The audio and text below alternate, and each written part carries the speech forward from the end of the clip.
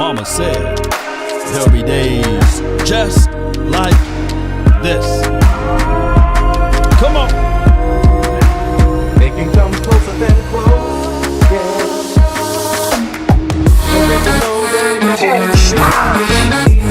You already have.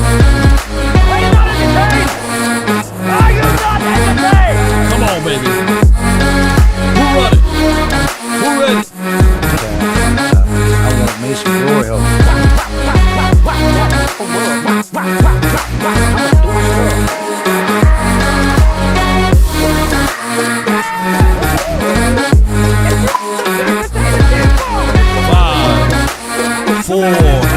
Let me know if the audio is straight, baby. Put a 1 in the chat if the audio is straight.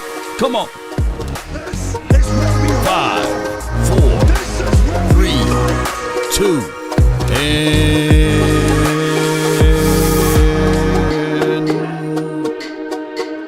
what? Come on. Come on. All right.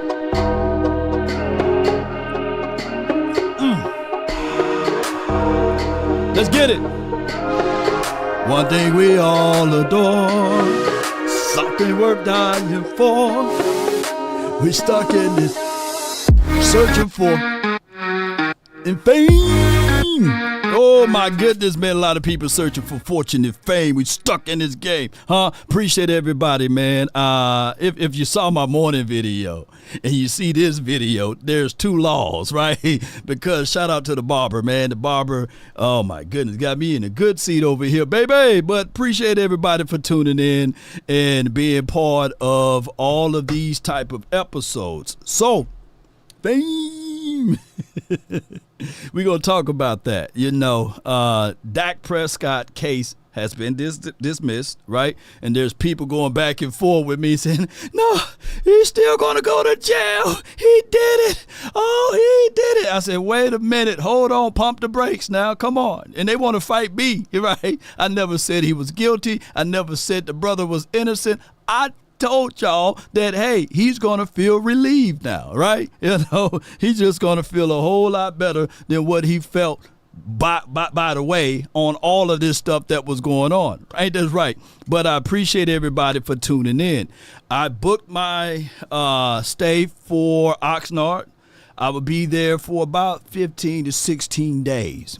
But to recoup some of these things that I'm got to pay for, what we're going to do is for all of those who donate between this time frame until the 23rd, I'm going to put your name in a drawing to give this away. Yes, a replica of the old school helmet. So you will have a chance to win this, and it's going to be mailed to your location for helping the nation. So I'm going to put your name in there, and you don't have to donate $1 million. You don't have to donate $500,000. You don't have to donate 20. As long as you donate, your name will be in the mix for this helmet. And it's a nice helmet, right? And we're going to be giving it away to one lucky person on the 22nd or the 23rd. We're going to do that announcement there. So I appreciate each and every last one of y'all. Toledo said, line sharper than Jay Leno's chin. Go, man! Oh, my God. Let's go! Oh, my God. Yeah. Tricks. I hope Tricks win this. You know, I hope Tricks win this. I visit a guy that got an unbelievable museum, Stoney, and Stoney don't even have this helmet. He was like, man, Law, where you get this helmet from? I said, hey, I can't tell you all of the secrets now. You know that, but that's a dope helmet. So we'll be giving that away, and I appreciate each and every last one of you all for your love and your support and your all that you guys do. So shout out to all of you guys that's tuning in. But let's get to the thing that why y'all here. Y'all don't want to hear me talk about nonsense stuff, right? Y'all want to hear me talk about the legal ramifications of everything. Let's listen to this right quick before we get into the meat and potatoes. A sexual assault lawsuit against Cowboys quarterback Dak Prescott has been dismissed. Good evening. I'm Clarice Tinsley. The decision by a Collin County judge comes just a few weeks after a police investigation found no evidence of a crime. Prescott's accuser claimed he assaulted her outside of a strip club in 2017. Prescott sued the woman. Man, them strip clubs, boy. Them strip clubs. Sometimes you gotta pop out and show. Them strip clubs get you in trouble, man. You ain't gonna even lie. You know what I'm saying? Y'all know what I'm looking for. You know, hey, sometimes that strip club will get you in there. Oh, you gotta give him that huck too and spit on that thing. Claiming it was an extortion attempt. She countersued and her lawsuit failed. There's still a criminal investigation into Prescott's extortion allegations against his accuser. Prescott's lawyers were pleased by the decision. Fox Sports' David Centendry has their reaction. David. Yeah, and the attorney for Dak Prescott says the case against the Dallas Cowboys quarterback was, quote, weak and an attempted money grab. Dak Prescott didn't want to be involved in any of this. Let's start there. Anytime there's false allegations made about you, it's difficult, especially false allegations of this type. A Collin County. Hey, let me just rewind right quick. When you got your lawyer coming in with one of them hats, it's over with. Yeah, he won. He came in with the cowboy hat and everything, so it was over with. You know, Dak, he may set the example because she drug him into all of this, and he may seek damages or what have you. Now, she may not have a lot of money to pay Dak Prescott the damages and everything. I'm quite sure she don't. But we will see on September the 13th and beyond what really will happen far as Dak Prescott clearing his good name. 9 times out of 10, Dak may just have this situation to say, you know what, I'm going to withdraw and we're just going to let bygones be bygones. I got my little one with me. I got my lady to be, you know, because I don't know when they're going to do the, jumping of the broom ceremony if they do that for that. But, that could be the situation there. And just focus in on 2024 season and wrestle with Jerry Jones and his money. Difficult, especially false allegations of this. Wait a minute, VA boy says, ain't letting her off the hook. VA boy says, make her pay. It's an evil world we live in. VA boys, he ain't playing with it. Hey, a tooth for a tooth, an eye for an eye, man. Shoot. Yeah. And I wish somebody else come after me, because I'm going to make an example out of her. Yeah. So I get with what you said, VA boys. VA like, nah, I ain't letting her off the hook. No. I ain't finna be easy with her. Yeah. It's difficult, especially false allegations of this type. A Collin County civil court judge dismissed sexual assault and defamation claims against Dallas Cowboys quarterback Dak Prescott Wednesday. And the attorney representing Prescott now has a message for the plaintiff he got a message. And her attorneys. Don't make things up about people just to go get some money. Prescott's attorneys say a woman named Victoria Shores contacted them in January and claimed that back in 2017, Prescott assaulted her in the back of an SUV outside a Dallas strip club. The attorneys went public with it in March, saying Shores and her attorneys demanded $100 million from Prescott in exchange for Shores not going to police. Shores ultimately went to Dallas police, but the department found insufficient evidence. I mean, this case never even was referred to the grand jury by the Dallas PD. That's because there was no corroborating evidence. There was no basis in fact. Prescott filed criminal and civil complaints against Shores and her attorneys for alleged extortion. The Prosper Police Department handled the criminal investigation and turned its findings over to the Collin County District Attorney's Office for review in May. A decision has not been released. Prescott's civil filings against Shores and her attorneys are also active. Dak is not seeking any money in those claims. He will be donating 100% of the proceeds that he receives into charities that support true survivors of sexual assault. Wow. A hearing is scheduled. What? God, oh, that boy good. Wop. That come up. Wop.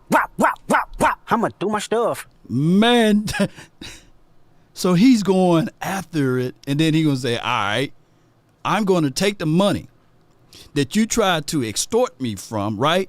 Sue you, countersue you, and give that money to the actual victims of these type of SA things. Woo, that boy good.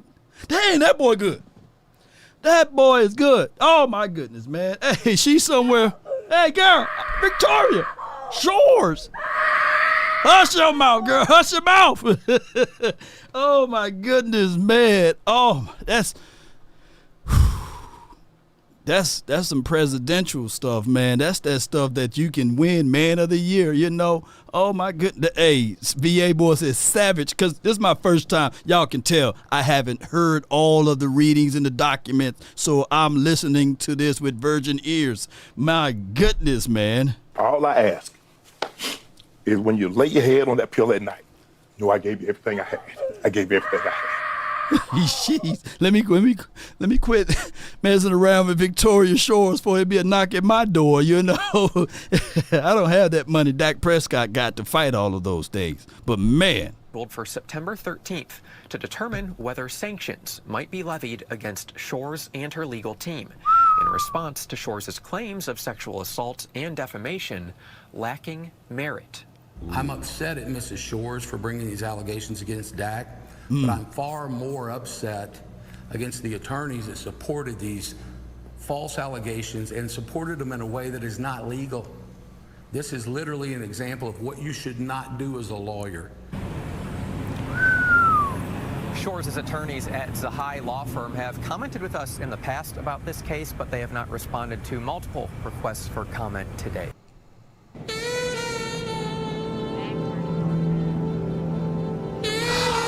Gosh.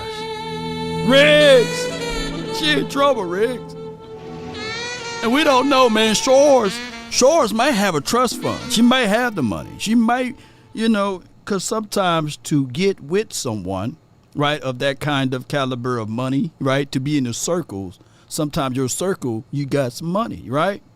Not like he met her at the strip club. Allegedly, you know, it could be a situation. She'd have messed around with the wrong Prescott, you know. She's like, man, I mean, Dwayne Prescott, he did something to me, not Dak, Dwayne and them, you know. God, dog, boy. Look, it's always good to have someone to fight for you. Oh, my goodness, good to have someone to fight for you. Man, if I ever in the Swedes, I'm calling that man with that Cowboys hat. Yeah. Y'all post his name somewhere in the chat somewhere. Oh, my goodness. Yeah, Law and Cowboy Nation, you know. Law and Cowboys Order. Oh, somebody get that one going for me, man. Law and Cowboys Order. That would be good on a T-shirt, man. Oh, my goodness, yeah. Law, she worked at the strip club. Law, oh. I want me some glory. Hulk smash! Dak tried to take it to another level, huh? Allegedly. All right, so it is what it is. That's the Dak Prescott news. I don't want to talk about it no more, but it was just brought up to these particular decisions that we had to go over it because so many people was questioning what was going on with all of this. At the end of the day, whether you are innocent or guilty or anything in between, it's good to not have your name out there for those type of things, right? And, you know, people say innocent until proven guilty. But since the New World Order is here, it's always basically guilty until proven innocent because that's just how things are, unfortunately, in this social media society, right? They're going to look at you like that brother's guilty, you know, unless, you know, it's a whole different situation because the art of public consumptions with the social media, they're going to always twist things and have the conspiracy music going to these type of things. Yeah. So we're here. Appreciate y'all, man. So yeah, he messed them up, man. That come up. Yeah, he did that. So yeah. So, all right. So I know a lot of people are asking, like, why are we here with all of this? So let's pull up another thing because Dak Prescott, you guys can see, Man of the Year, very very out there in the world of letting people know that he's always about football and beyond. But let's talk about some of the things that he's doing on the football level, and then we will circle back to why Mike McCarthy is fed up, all right? And here he is with too much red on, by the way. He got too much red on. Too much red on, and I'm seeing 49ers stuff up there. Shout out to Dak Attack. He states that Dak's standing on business, right? And with this last line, bro said, I don't care how mad y'all got about my answer last time. I'll say it again. So here's Dak Prescott, and here he is on the 49ers Talk. Maybe they got a podcast or whatever they doing over there. Can you imagine Dak Prescott on the 49ers? And we had Brock Purdy. I know a lot of people would say, "Oh, no, give me back Dak." And Brock Purdy, for those who's basically saying that Brock Purdy is better than Dak, what did Brock Purdy look like without that offensive line, without Debo, and without some weapons? Oh yeah. But neither here nor there. Partners Talk, and we're talking with Dak Prescott here at Tight Ends University. How impressive is it that George Kittle can put together this entire event? Yeah, it's huge. As you said, for George to have a vision of bringing other tight ends together, of really being able to share information, educate each other, and just get better, it's special. Obviously, getting here yesterday, the welcome party, to meetings today, to the on the field was excellent. Got a lot of great work. Information was shared. Definitely got better, and looking forward to the concert and then tomorrow getting better. So, how much does what George Kittle does on the field help a quarterback out? Listen. A tight end is a quarterback's best friend, and you look around the league and you're looking for guys that do it right, and you don't have to look any further than George Kittle, a guy that blocks down in and down out, goes and catches passes. He never has to come off the field, no matter what the situation is. He's a mismatch advantage, and that's what makes tight ends great. And I've got a young great one in Jake Ferguson as well. And ooh-wee. Let's stop for a donation break, man, and I appreciate you so much for your love and support here. Your name will be entered into the drawing for those who just not tuning in. For those who donate to the nation without hesitations nor deviations, your name will be entered into the drawing. And we got, is it Jose Abarrera? If I said your name right, your name is in there for the $4.99 for your mind. Yeah, we would love to see that helmet on you, man. So you will be in the donation pool for this helmet right here. I might as well just hold it up so people can see it as this goes by. Appreciate you, man. Let's listen to the rest of this. Love tight ends. Love tight ends. How much can you get from an event like this where you're thrown to a bunch of different guys? Yeah, it's just a great workout for me. Obviously, just needing to throw anyways. Getting to come out here and throw to such elite guys and different body types, guys that run different. Really just challenged myself a little bit. I always say a good quarterback can make anybody catch the ball, and so had some fun challenging myself to do that, learning some new personnel, some new guys, and it's fun. I thank these guys for allowing me to come out. And the technique that they're teaching in the huddles and stuff, how much does that help you, getting those minute details really dialed in? Yeah, well, I think the reason a tight end is a quarterback's best friend is because you communicate so well and you're on the same page and understand each other. So just me being able to use this as a resource to learn the tight end position even further, and not only that, to speed up my process with Jake, but to really be able to invest in what I'm learning out here to give to these young tight ends like Schoonmaker, some of my guys back in Dallas, to elevate their game and to make sure that they're getting better and getting up to the speed of Jake as fast as we can. All right, big quarterback contracts were done this offseason. Does that make you look forward to what's ahead for you? I love playing football, and what comes with it comes with it. Look, 49er talk. How in the world the 49ers squeeze this out of Dak Prescott? Come on, Cowboys. Now we need to have us a camp somewhere with Rain, Dakota Prescott, and some tight end stuff, because I refuse to see Dak Prescott with all of that red on. It poisoned my eyes, right? James Boyes says, do stars count? Unfortunately, with stars, I would love for stars to count, but it's hard for me to track the stars, and I really appreciate you guys for giving via the stars, but we only using YouTube's super chat. So maybe we can add in cash apps, anything that can help. Now, I'm not saying y'all better not stop sending stars, but at the end of the day, man, I really appreciate you guys. And at this point, I'm not too proud to beg at all for your help and for you guys as well to support the nation. So, but if you can give, do it via the YouTube so your name can be entered into the drawing so you can win that nice helmet. All right, appreciate everybody. And still do me a huge favor. Hit the like, share this content, and let a friend or a neighbor know where to go when it's time to tune in to Cowboys Sports Talk and beyond. And speaking of that, before we get too far into what we're going to talk about, what Mike McCarthy is fed up about, shout out to our sponsors as well as PrizePicks. They have the automation picks for you all. 100% of your deposit match up to $100 will be applied to you when you utilize and use PrizePicks. All right, and they do have automations lined up for you. Shelly Picks is a whole lot better than what they talked about a few weeks ago when we was talking about that other thing. But neither here nor there. When you go in, they have the automation pick selections where you can go in and pick one of their selections here.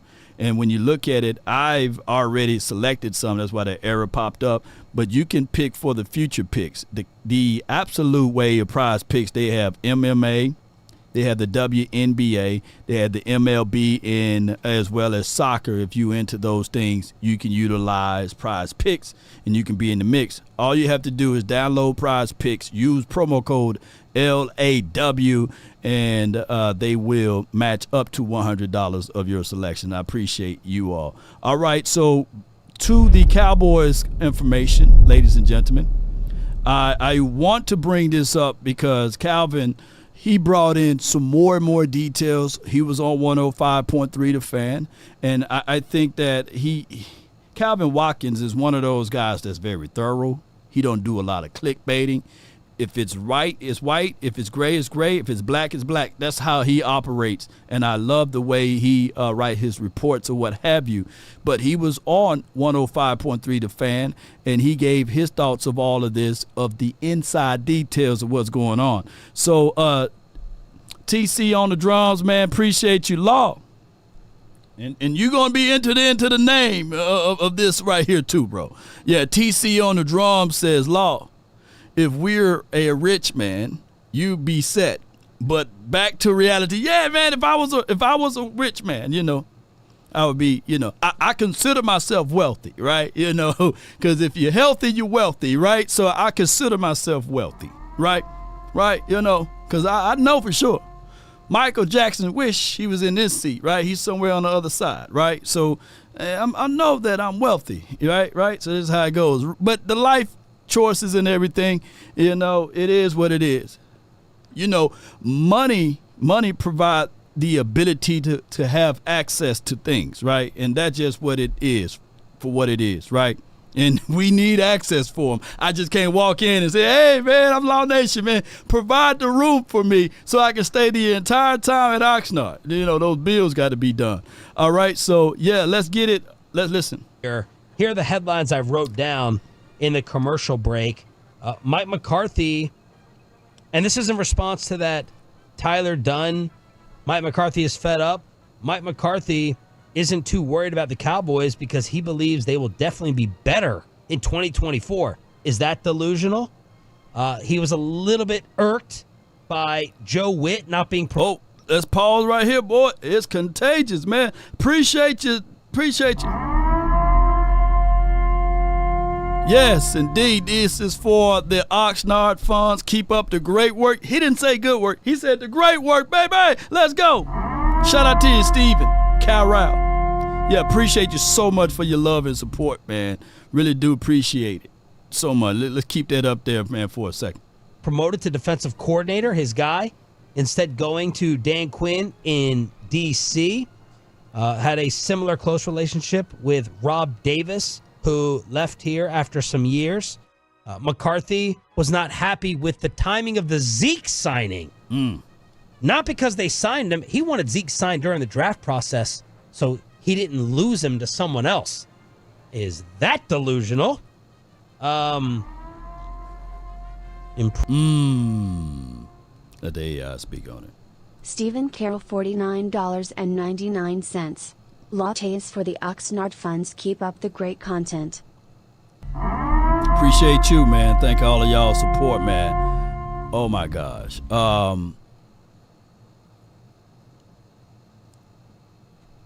3 nuggets within the first few seconds of this excerpt, or what 105 is exhibiting and exuding, giving us this information. Sean and RJ, shout out to those boys. See them next month, right, at the Oxnard trip. He mentioned that Mike McCarthy was fed up with the fact that they got Rob Davis out of the building. He mentioned that he wanted Joe Witt Jr. to be the defensive coordinator. Keep this in mind. Joe Witt went to the Washington team following Dan Quinn. But originally, Joe Witt started with Mike McCarthy. Who's old enough to remember that? Charles Woodson came out and said that, hey, he wouldn't have been the same Charles Woodson on the latter end of his career if it wasn't for Joe Witt Jr., right? So we don't know exactly how much influence Joe Witt Jr. had on this defense opposed to Dan Quinn. We don't know who's really getting the credit or what have you, but we do know for sure Al Harris is a real good guy as well, right? He's a Green Bay guy. But what I'm saying is, ladies and gentlemen, Mike McCarthy have a right to be mad at that. The people that gives the promotions on the defensive side, or given the trueness of that, are the Dallas Cowboys front office. They have the power to elevate who they want to elevate. Now, Joe Witt Jr., they said that he didn't even interview for the job when it was available. He just said, you know what, I'm going to take my, two hands, 2 fingers like this and give them the deuces, and I'm going to go ahead and follow Dan Quinn. I'm going to go ahead and be Dan Quinn's defensive coordinator here, right? He didn't even interview for the spot. So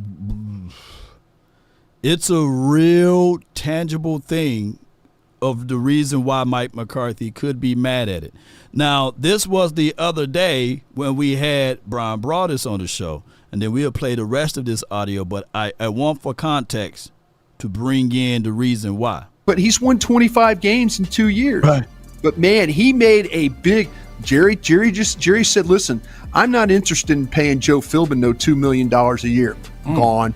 Oh, by the way, hey, Mike, you need to get rid of that Rob Davis, the guy who's the assistant head coach. Gone. Wow. Oh, wait, by the way, Jerry, I think I'm going to get rid of Leon Lett, who was one of your favorites. Gone.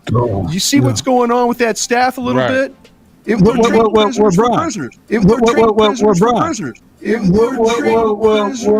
prisoners. Wasn't he just pissed off? Dang, that was us last year, huh? Yeah, that was us. That was us last year, and that was the Brian Broaddus speaking on those particular terms before the start of the season. They already gave Mike McCarthy his walking papers. Dan Quinn was Birdman hand rubbing. Truth be told, what if I told you all that Dan Quinn was never fired? Dan Quinn had a seat at the table to coach, still here. What if I told you all that Dan Quinn never was offered a job in Seattle land? What if I told you all that even the job that he got right now, that he's literally sloppy seconds, right? Ben Johnson turned down the job. He was going to be, quote unquote, the head coach there. Now, fellas and ladies, how many of you all are sloppy seconds? Let me know if you're not the first prize. Let me know. Would you consider yourself being a sloppy seconds? Because at the end of the day, the allegiance and all of the stuff that the Washington team is talking about, all of the parades that they are already doing, the Washington team or the owners of the Washington, they didn't want Dan Quinn. Come on, baby. They didn't want him. Everyone sloppy seconds. Yeah. You know, he's everyone sloppy. And if Dan Quinn wanted to be the defensive coordinator here, he would have been. The Joneses wouldn't have said, you know what, we're going to get you up out of here. Yeah. Done with Dan Quinn. He's an enemy now, you know. TC on the drums, man. Yeah. There's a dude on TikTok, man, and when you said you done with him, it's a dude, man, he's funny as hell on TikTok, man. He be like, man, I'm done with the 90s. Man, Michael Jordan was trash. Look at that beer and butter. Whoever heard of that dude on the TikToks, man? Man, I'm done with the WNBA. That dude's so funny on TikTok, man. But yeah, so I'm done with the Cowboys. Dallas own Washington. Yeah. Yeah, Oh man, that was us. You got a good mind, man. His name Mike Peake, Brandon Ross. Yeah. Hey, Mike Peake. Hey man, I'm done with Dak Prescott. That's what he would say, huh? Bring that up because this was I was thinking this right here. Yeah, I think that Jerry was ready to move on from Mike McCarthy last year, but what turned it around was after that 49ers game. I think that Mike McCarthy woke up, and then the offense woke up. Dak Prescott woke up. A third of the team woke up, and especially CeeDee Lamb woke up, and things changed immediately. The love affair for Dan Quinn dissipated and went away, and it started to say, hey, look what this offense is doing. Look what Dak Prescott is doing, becoming what? Y'all listen up. Or becoming one of those MVP conversations. So right. So when you look at the movement of firing Rob Davis, getting rid of a couple of people, a soul for a soul type of thing, man, you're right on the money with it. I think that he was ready to get rid of them then. And I didn't mean to cut you off. I just want to play that clip because you said prisoner for prisoner. Yeah. That's my guy, Boss Cowboys Sports. No. Yeah, here you go. Let me see if I can find it. Man, when I say we done with the 80s, look how old they was in college playing, man. We done with the 80s. Look at the next guy, number 42. He looked like he's one whopper away from having a heart attack. Look at number 42. We done with the 80s. Hey, y'all check out Mike Peake, man. Look at Big Trash Kenny Smith inside the NBA. Big Trash wide open. Look at Kenny Smith. There's Big Trash. He's stepping out of bounds. Look at number 42. What'd you say? We done. On the free throw line. This dude funny. Man, we done with the 80s. Look at this fat point guard for UCLA. Look at dude, man. He talking about, give me a screen, man. Come on. Hey, this dude is so funny, man. Check out Mike Peake, man. Shout out to you, Brandon, for giving me that info, man. That dude is funny as all get out. And we have Ice Cold Cowboy, man. Appreciate you so much. Nothing but the best, man. Appreciate you, man. You're going to be in the mix for this helmet, man. I feel like a QVC commercial now.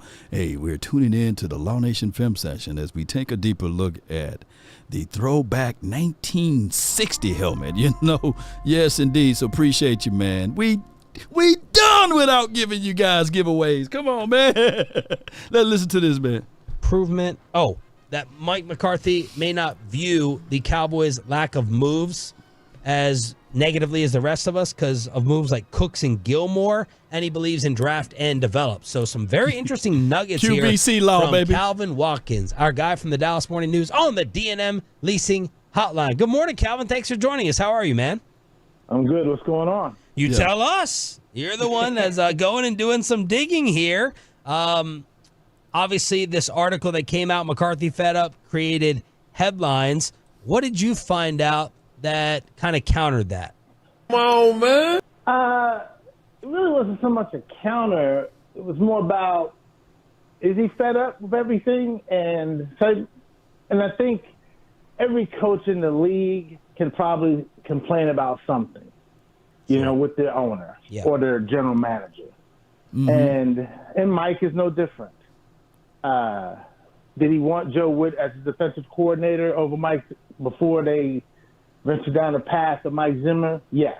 Right. But he accepted it and said, okay, I love Mike Zimmer and he's cool.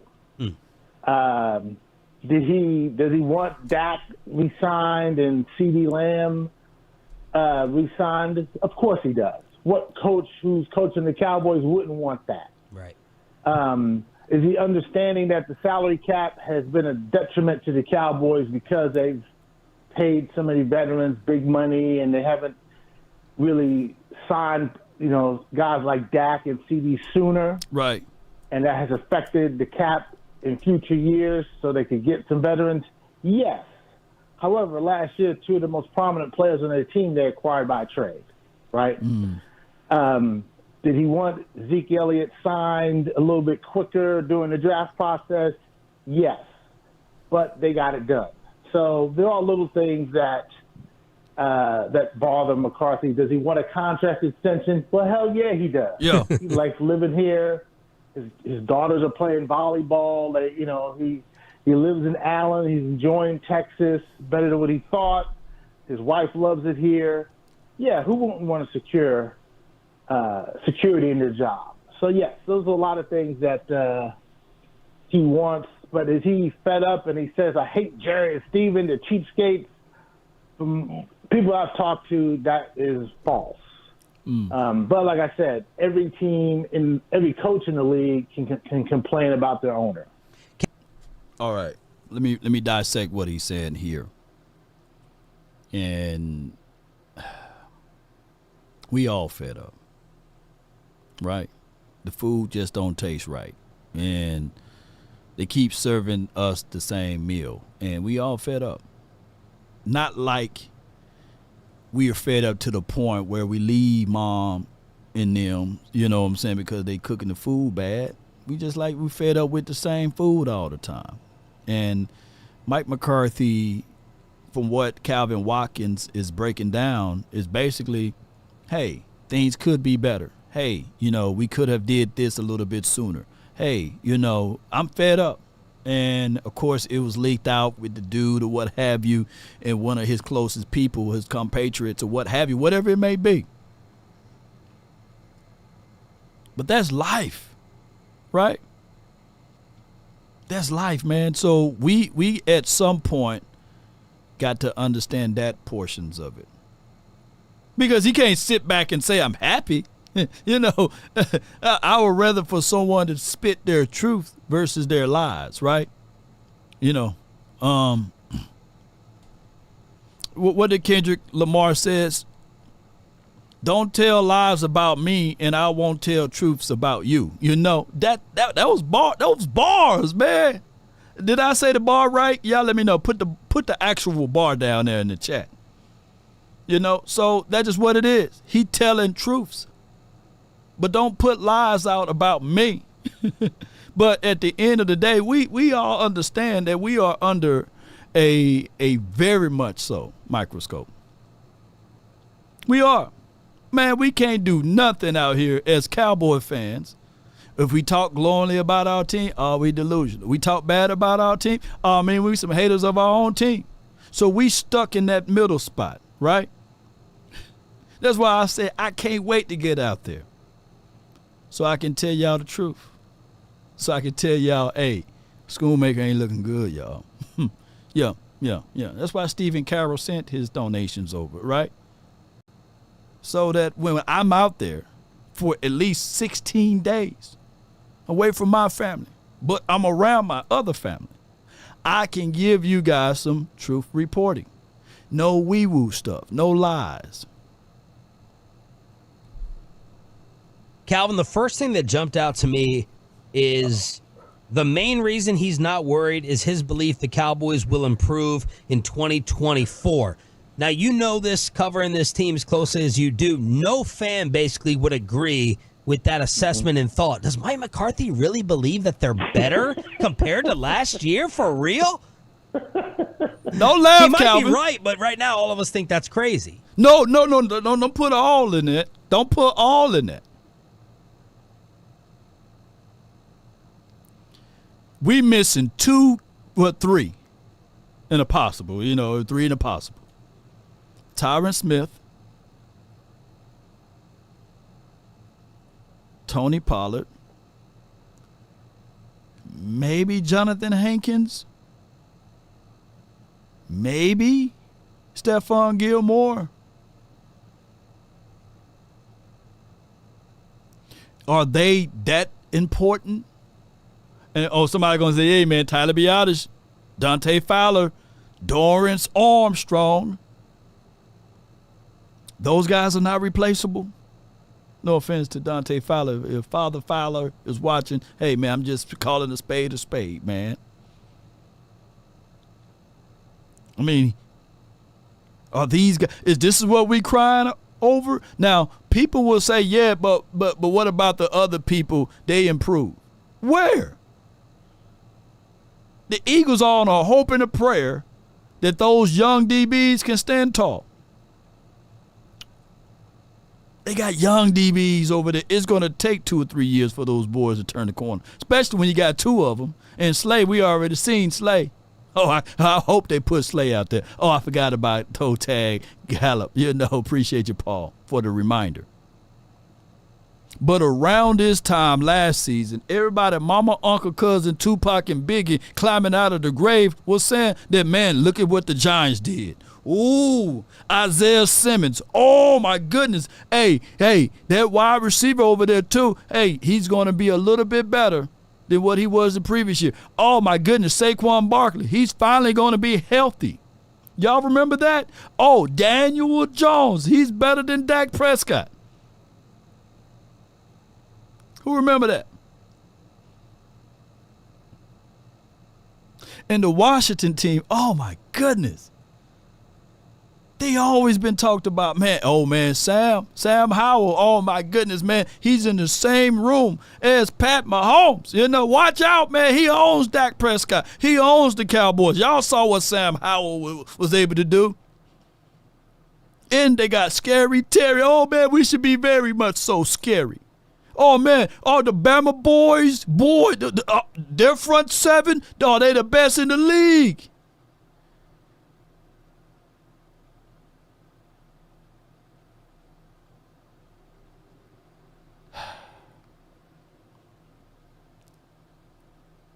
And the Cowboys, when they did the rankings of the coaches, they said, yeah, man, Brian Daboll, look what he was able to do in Buffalo land. He's a better coach than Mike McCarthy. Oh, man, Nick Sirianni. Oh, man, he went to the Super Bowl. Mike McCarthy haven't sniffed in the Super Bowl in 13 years. So Nicholas Sirianni is better than Mike. That's what I was hearing, right? And Riverboat Run, oh, man, his defense always been good. Yeah. Oh, my goodness. So all of a sudden, things going to change now, right? All right. Yeah. Washington, North Dallas crew. Yeah. Jerry, your name is in the drawings, man. Thank you for your $199 for your mind, man. This helmet will look good on you, bro. It will look good on you, bro. Appreciate you, man, for your support, your love, and everything that you do. Yeah, appreciate you, man. Yeah. Your name is in the drawing. I hope you win it. I would agree with you that's crazy. I don't think this team is as good as it was last year, as it's currently constructed. I think everyone got better in the division, but the Cowboys. The biggest thing they did was get Eric Kendricks inside linebacker, and they replaced the left tackle and they replaced the center with rookies in the draft. Is Eric Kendricks better than Marquise Bell?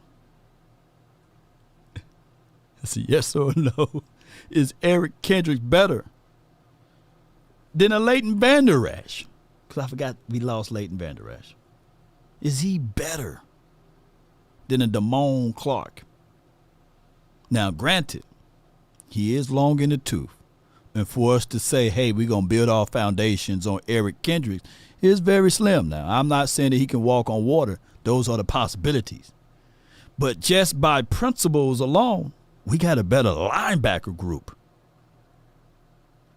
Hey, with all bull sugar to the side, right?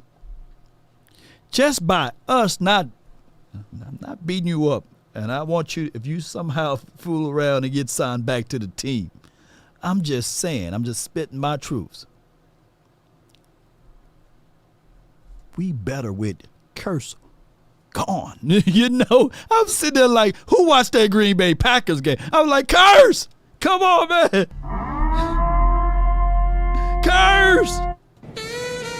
Man, we better, man. What you doing, Curse? That dude, he'll move around. That boy moving around stiff. Shit. I mean, Romeo Dobbs and Lou Dobbs, all of the Dobbs, man, they was catching everything. Man, they had a field day on that Curse boy. They're like, look for that Curse. Look for number 1.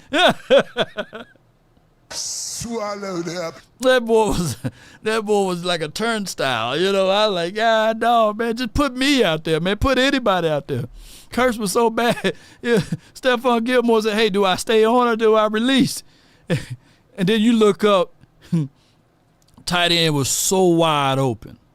There's a photo that people thought that was photoshopped of a tight end just sitting there playing YMCA. Bush, appreciate you, man, so much for your support. Your name is entered into the drawings of the helmet. Hurst wasn't even on that horse, man.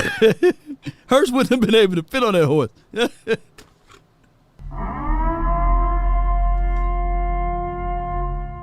going to expect Mozzie Smith, who was last year's first-round pick, to play better. Anything's better than what we saw last year. Yeah. So, but I don't think this team is as good as it was last year. But McCarthy believes, appreciate you, Frank. Has to believe that we will be better next year. He thinks Dak will be even better this upcoming season. And Dak was like in the MVP conversation. I think he finished second to Lamar Jackson. So. Shout out to you, Rodriguez, man. Appreciate you, man. He says, Law, you the man. Might even say we got better with Dan Quinn gone. Just saying.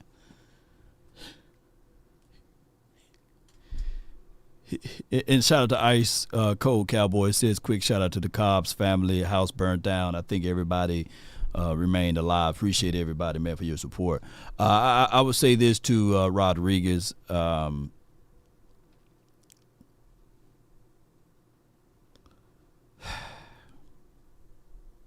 The notion of Dan Quinn, the reality of Dan Quinn is this right here, ladies and gentlemen.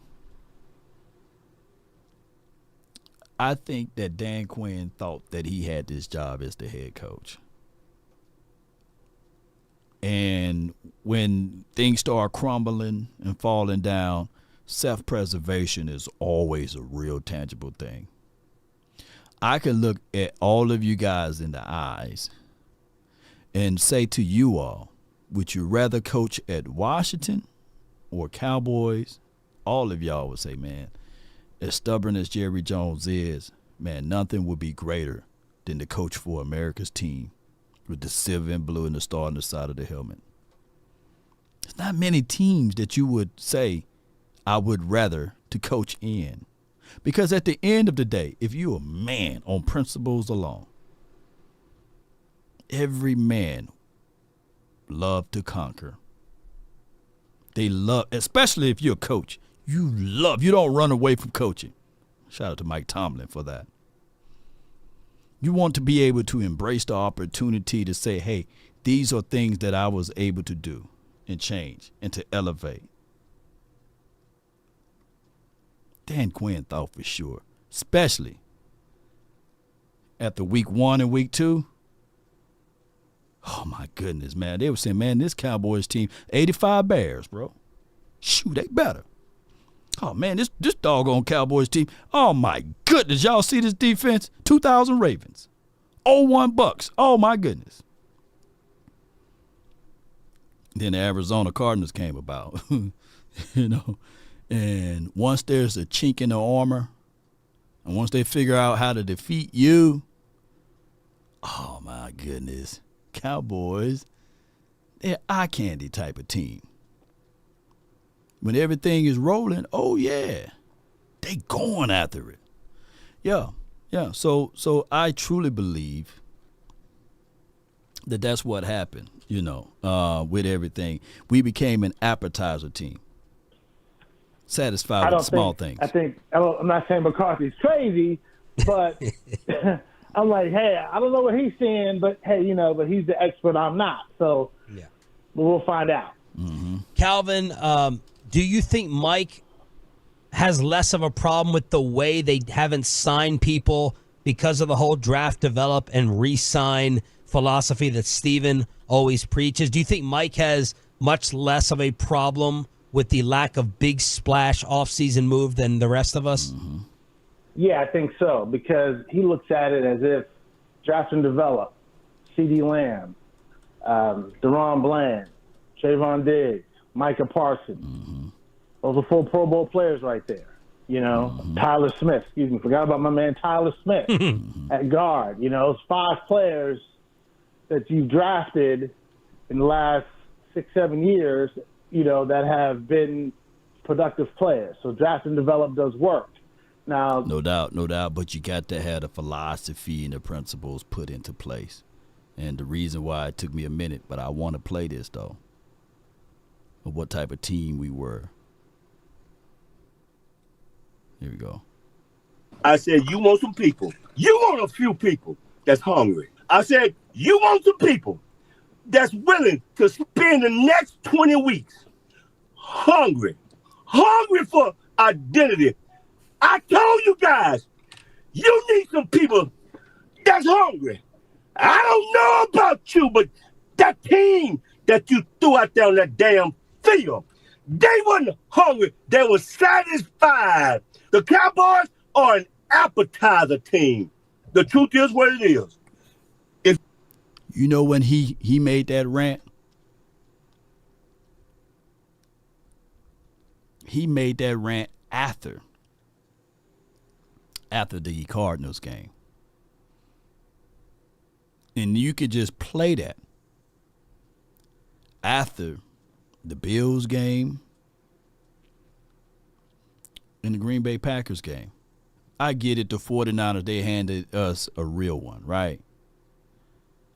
But even though the 49ers game was devastating how we lost, we didn't look as bad as those 3. Miami, we showed a little fight. What really pissed us Cowboy fans off via the 49ers game, we had a slow start. And then at the end of it, right? At the end of it, Micah Parsons did the jersey swap. That's when I felt a piece of the nation saying, wait a minute, Parsons.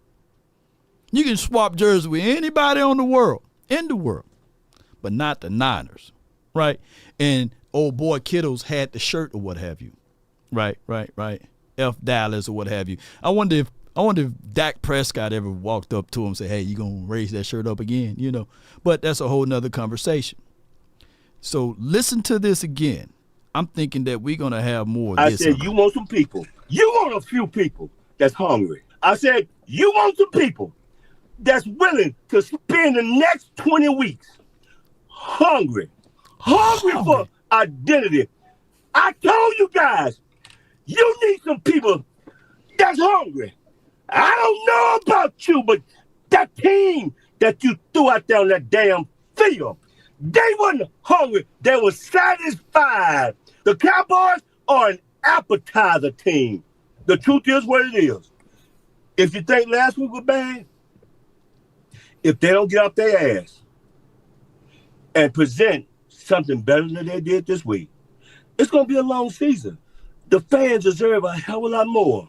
You need some people that's hungry. I don't know about you, but that team that you threw out there on that damn field, they wasn't hungry.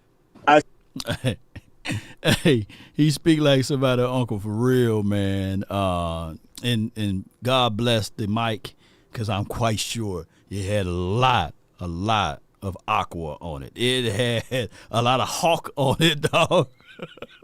I ain't gonna play that clip, but it had a lot of hawk That damn Mike. Hey, that Mike, man, forget it, man. I know it's still early somewhere, but that Mike had a lot. Shit. Oh, you gotta give him that huck too and spit on that thing. That Mike had so much hot tool on it. Yeah, I think he called in to those boys, man. Mike Tag, all of those, man. They my guys, man. I think he called in via his cell phone. I guarantee you. That doggone. Yeah, Frank, your name is entered in again, Frank. Yeah, Frank, man, you have a higher chance when you enter your name in multiple times. So I appreciate you, Frank, man. Appreciate you, man. Shout out to you, man. Where my button at? My button don't want to work. Here you go. Yeah. And I promise y'all, man, I'm a little dude, but I eat, man. I can't just eat the appetizers, man. I would eat Xbox Cowboys Sports, man. I would order the appetizer, right? That one good, man. The mild sticks, man. Yeah. Onion rings, man. They busting. Yeah.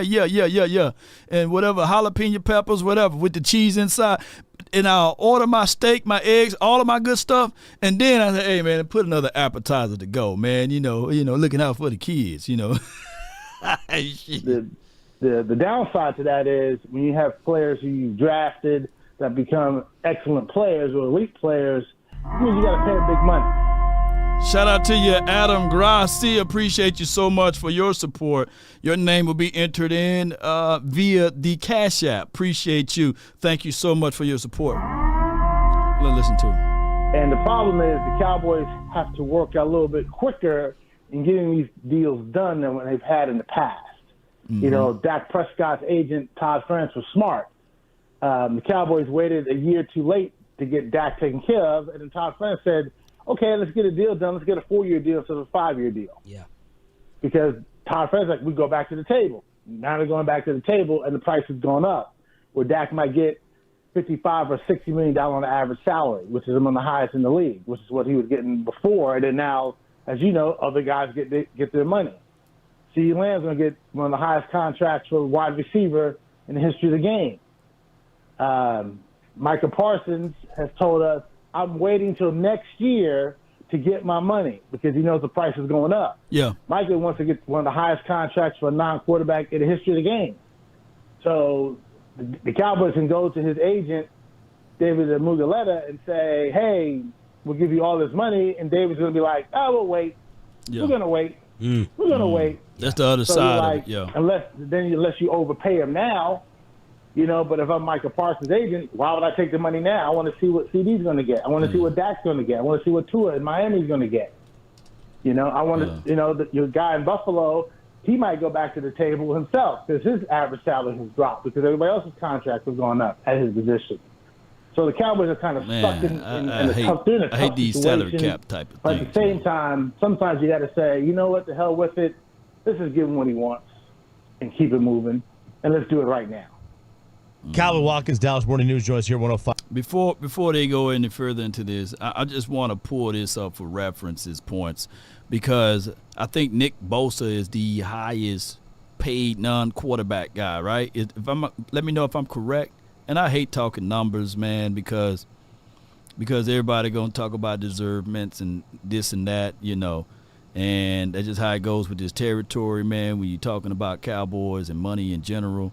But we got to talk about it. So if that's what Micah Parsons said, and if he said that, then we're looking at, all right, let me read this out. Nick Bosa signed a 5-year, $170 million with the San Francisco 49ers, including a $50 million signing bonus, $122.5 million guaranteed, and an average annual salary of $34 million, right? And I think that no, Jay Jetta is getting paid more than that, right? But on the defensive side, oh my goodness, he will earn with the base salary 1.1 and signing of 15, and would carry the cap hit of $14 million and the dead cap hit of $76 million. So as large as this contract sounds, and it sounds very scary, the dude only counting $14 million against the cap. where my Riggs? Riggs, where you at, Riggs? Where you at, Riggs? Riggs! He's only counting $14.6 million, man.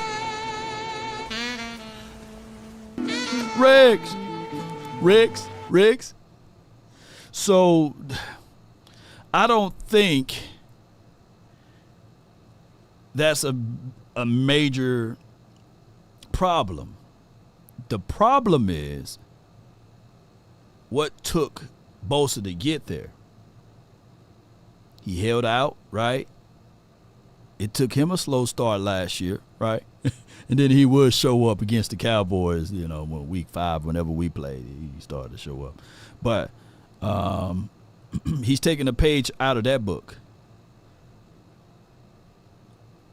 Let me ask y'all beautiful people that's watching.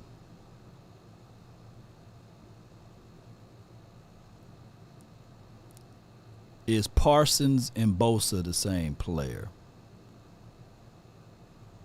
Would you get more out of Parsons or Bosa? If we had Nick Bosa on this team, would you rather have, and I'm just saying this only for, thought tracks. Nah, Ratio says no. Business says yeah. Parsons is more versatile. I agree. I've been going back and forth with my brother, and I was like, y'all remember I used to, yeah, man, Parsons better than Bosa. Then when I heard Bosa going through that contract thing, I hushed, But I just look at it like, man, Parsons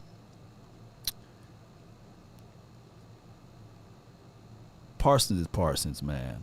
And I think that Dan Quinn, and I'm not beating up Dan Quinn and Parsons, I think Dan Quinn got complacent and he stopped using Parsons the way he's supposed to be used versatile. I think he got satisfied with the appetizer. Give me Parsons all day. Parsons is better. Bosa is D-Law type. Yeah, give me Parsons. Okay. And especially, here's what the Niner gang got going on for themselves far as the cap breakdown for 20. Damn, man, this is just robbery, man. It's robbery, man. How is this even like somebody, they got the cheat codes to this damn salary cap thing. He's not going to start hitting against the cap until you really feel it into 2027.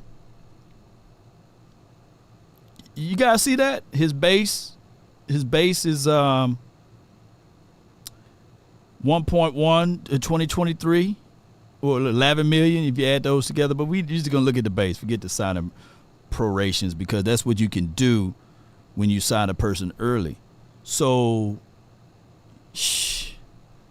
in 2027, well, 2024, we're in 2024, right? Right.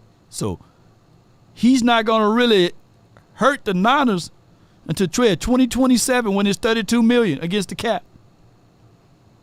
I'm telling y'all, man, that the Joneses just got to figure out ways, man, to do these type of things early, bro. And it's big money right here. He only count for $14 million. Look, here it is right here.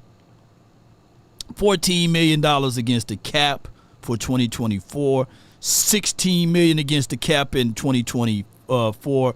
Basically, the cap hit is 14, and then it's cash. Okay, the cash. That's why they absorb some of that money. So he's only counting $14.6 million, man. And then for the next season in 2025, I'm writing that number up, $11 million. It goes down actually. Shoot.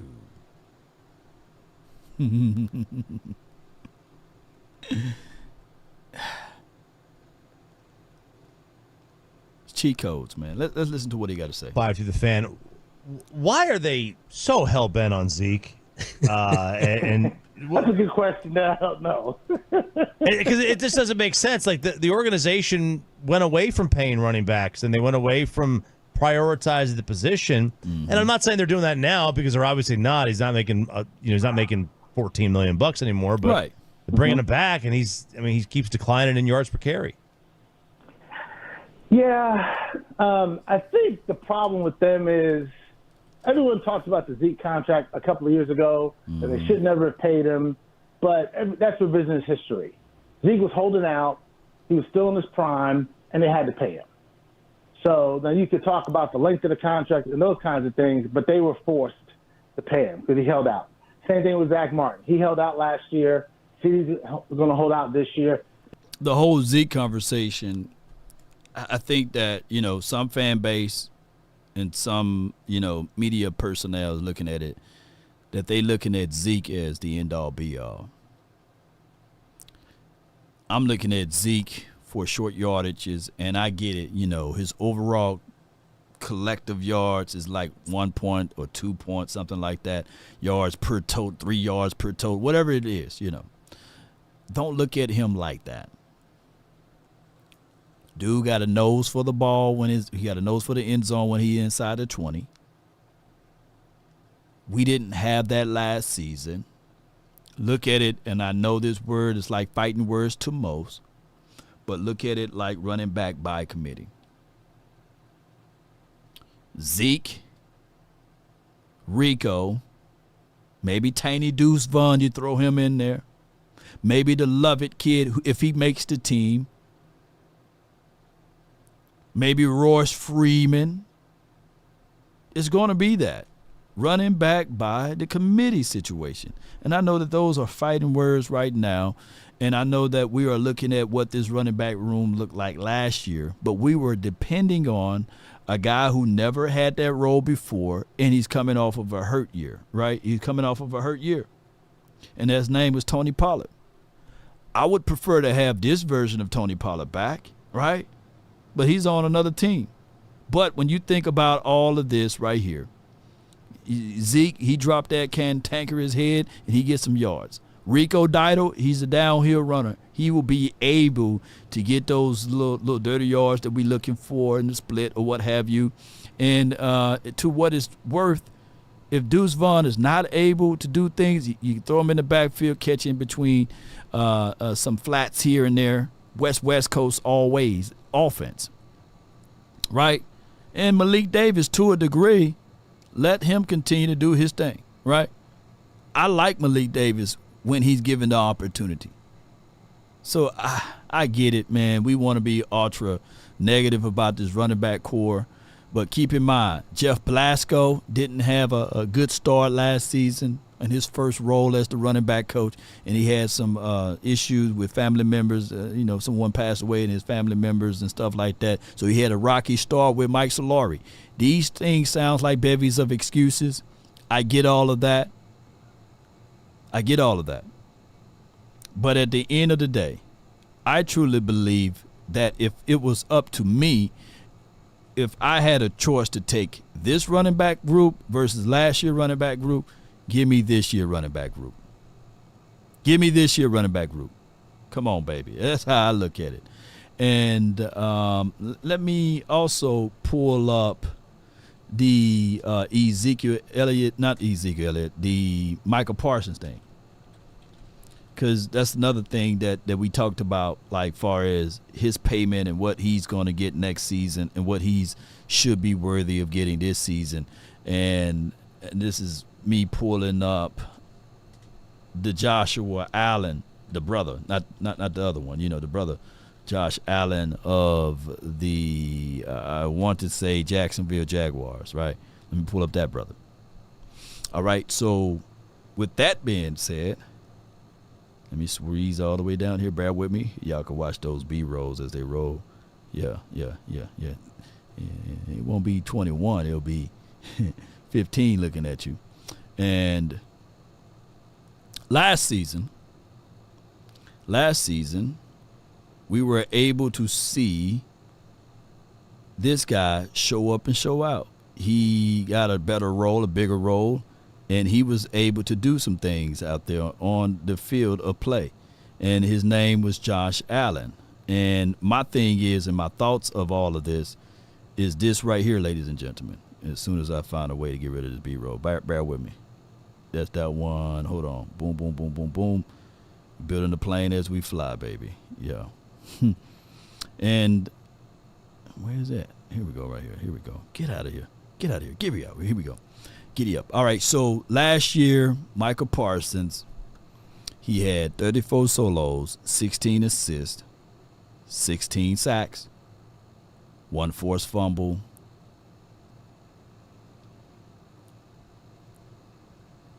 Is that something that you guys think that he will be able to replicate?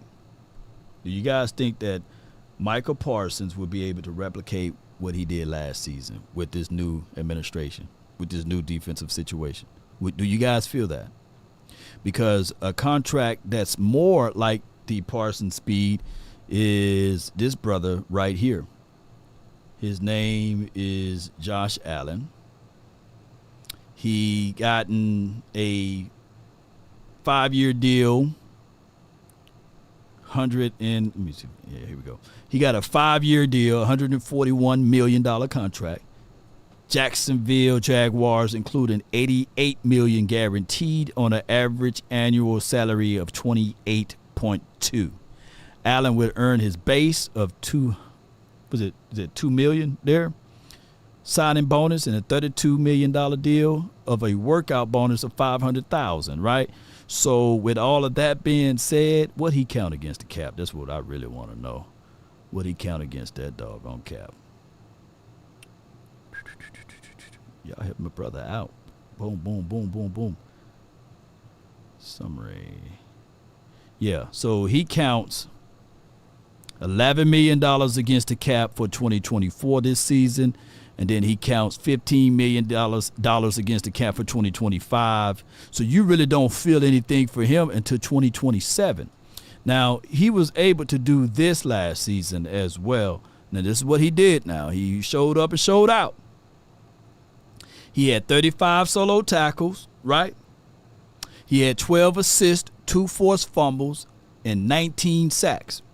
His boy showed up. He's just in a smaller market. Nobody was talking about Josh Allen. They were talking about the other Josh Allen. They didn't talk about the melanated Josh Allen. This is the melanated version of Josh Allen on the defensive side. Now, how do you guys grade? Now, he's getting paid as an outside linebacker. Now, somewhere between Josh Allen,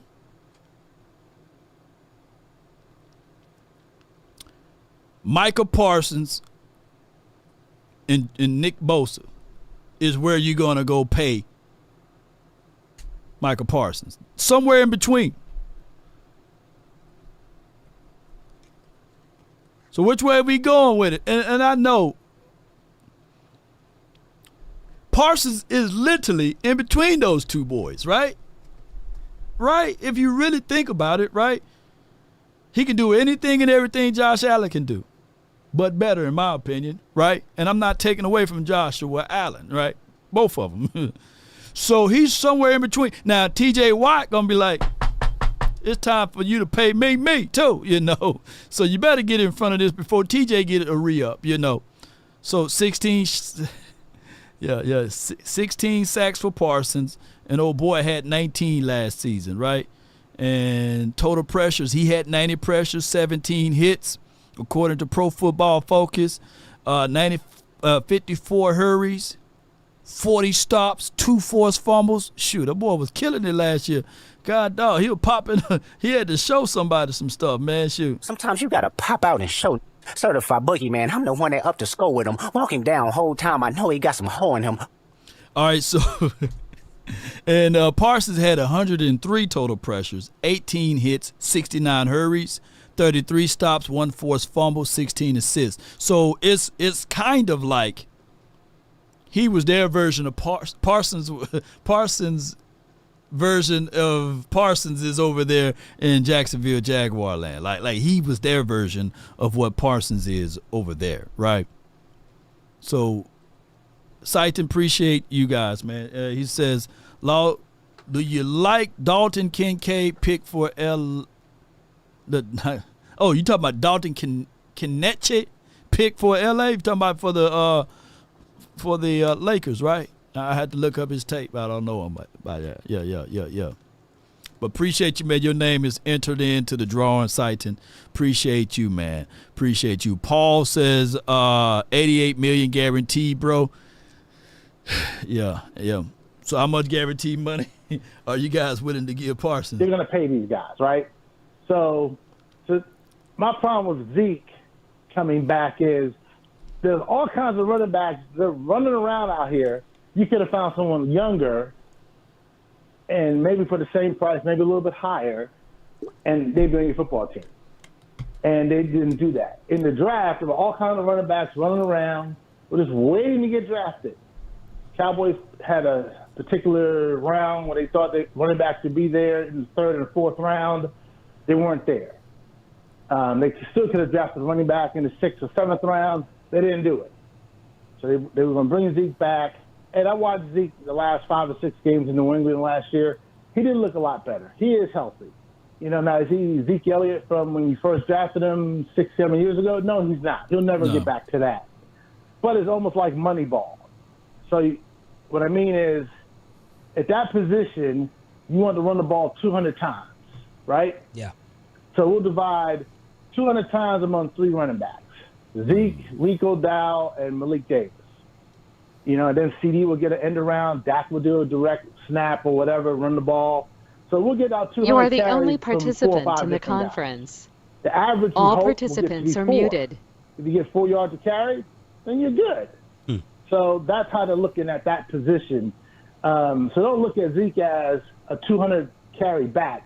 Look at Zeke as he's going to get 170, 175 yards. I'm going to see 170 carries in a season.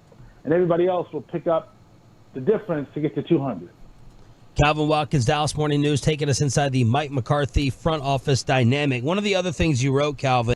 Yeah, appreciate everybody, man. Zeke averaged 3.5 yards per carry last season. He had 3 touchdowns last season. As he had 1 call back, so he had 4 basically. But the one that was called back was like a real good play, and he looked like old Zeke on that one.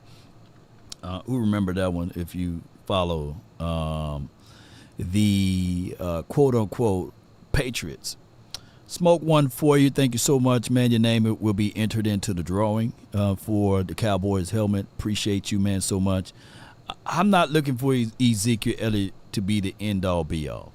I'm looking for him to be the short yardage back when we get inside the red zone. I'm looking for Rico. I'm looking for Deuce Vaughn to be a satellite orbital guy on the edges there. I'm looking for this team to use running back by committee. I'm looking for those things for those days that I'm out there in Oxnard. I would tell y'all what can be the truth and not the truth, right? And if Nate Davis out there splitting it and looking really good, I'll let y'all know. And of course, you guys will all know from the people that's out there as well, not just me. Smoke one for you says, laughing out loud, they act like Zeke is 35 years of age. He's still young, which is with a better offensive line. What we talking about, Law? Wow. Yeah. It's just what it is, man.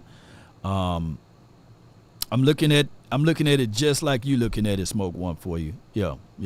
And is some of McCarthy's issues are a byproduct of dealing with today's players. What does that mean? Micah Parsons. We love Micah Parsons. This cool young kid from PA, Pennsylvania. He wants Micah Parsons in for the offseason camp from day one. That's not how Micah operates. Micah operates how he operates. So, and it irked McCarthy that Parsons wasn't in the voluntary workout at the start of the offseason program. It bothered him. But he understood, hey, this is one of our best players. He's going to be here for the next 5 to 10 years, or however long it's going to be. So I got to manage this. But he was not happy with Parsons not being here. But he increased the communication with Parsons because he knows he needs Micah Parsons on his side. A happy Micah Parsons is a happy football player and a happy football team. So while Mike didn't like the fact that Parsons wasn't there, and Micah works on his own, and he's wrestling sumo wrestlers in Japan, and boxers. Like there was a situation where Micah showed up at the facility for a promo shoot for the team and left and didn't work out. You know? So it's like, well, you can't work out. You're here. Nah, I'm going to do these photos and pictures and videos, and I'm going to bounce. You know, I'm going to work out. Shout out to y'all, man. Trick says the trade deadline being week 9 will now help as well. Yeah, it will help, and appreciate you. Your name is in there again, Tricks, man. Come on with it. Your name is in there. You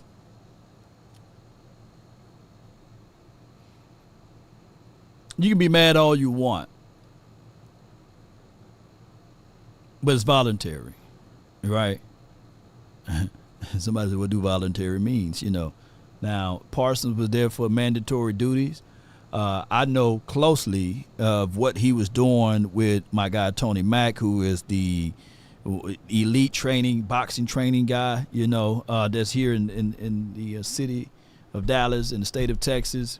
And he absolutely performs and travels and goes elsewhere. And Parsons wanted to get that in before they had to do a fight. So that's why Parsons couldn't attend some of that voluntary stuff. Now, granted, installments and stuff like that, I get it. You know, we want Parsons to be there for those installs.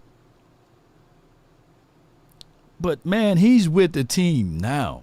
That's water under the bridge, man. We can't be building a narrative that this dude is fat and out of shape. Parsons, to me, do I, Law Nation, like him on the podcast talking? No. But damn it, I would take him talking on the podcast and being the friendly guy that he is, opposed to being at somebody's strip club, racing cars, rolling dice, or doing whatever thing, stabbing folks. Man, look, he could be doing other stuff, man. He can be getting high, roll. He can be like, yeah, man. Yeah, Parsons ain't doing none of that. You know, he's literally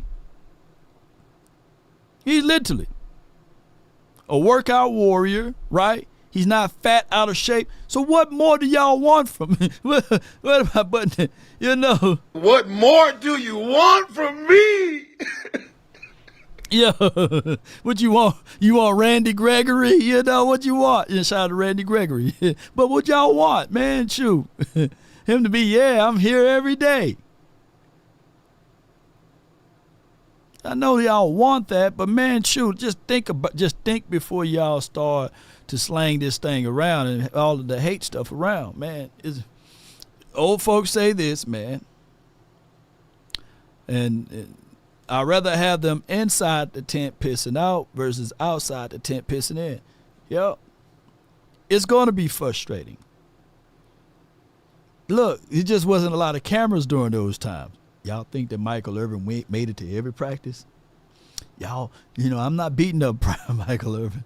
Y'all think that even in the 90s, even with Jimmy Johnson, that Michael Irvin was sober at every practice? Let me crack your cranium and fertilize your brain.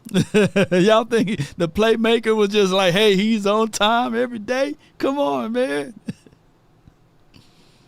So it was voluntary.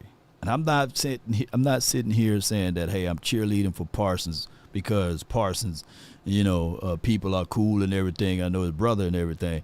But what I'm saying is, bro, don't spoil what you have by desiring the things that you don't. You know, but the zombie apocalypse, you know, they everywhere, man. Off with the head with Parsons, man.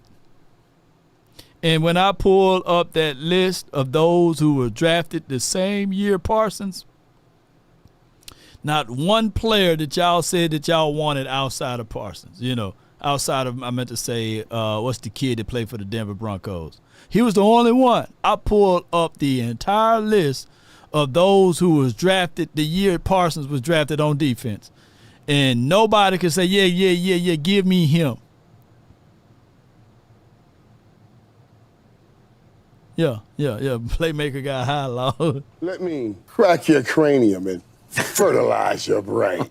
Yeah. Patrick Surtain is the only guy that you guys would say, yeah, let me have Patrick Surtain. Let me order a Patrick Surtain opposed to Parsons.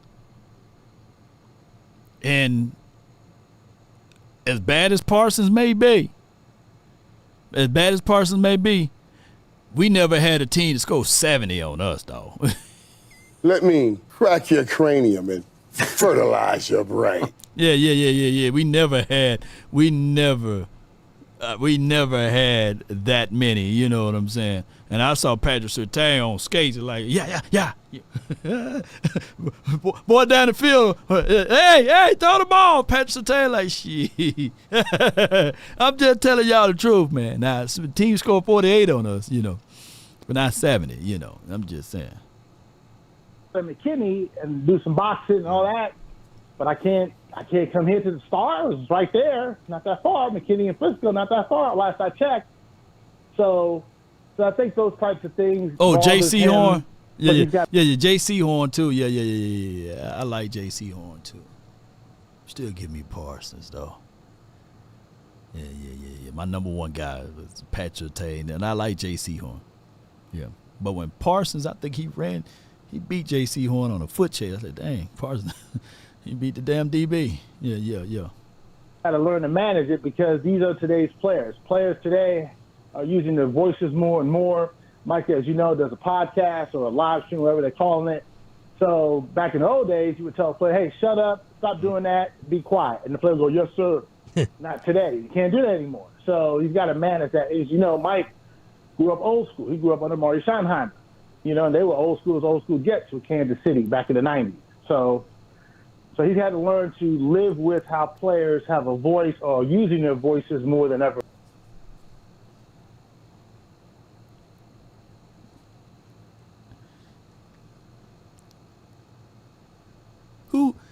Let's say if podcasting was around and Charles Haley had a podcast.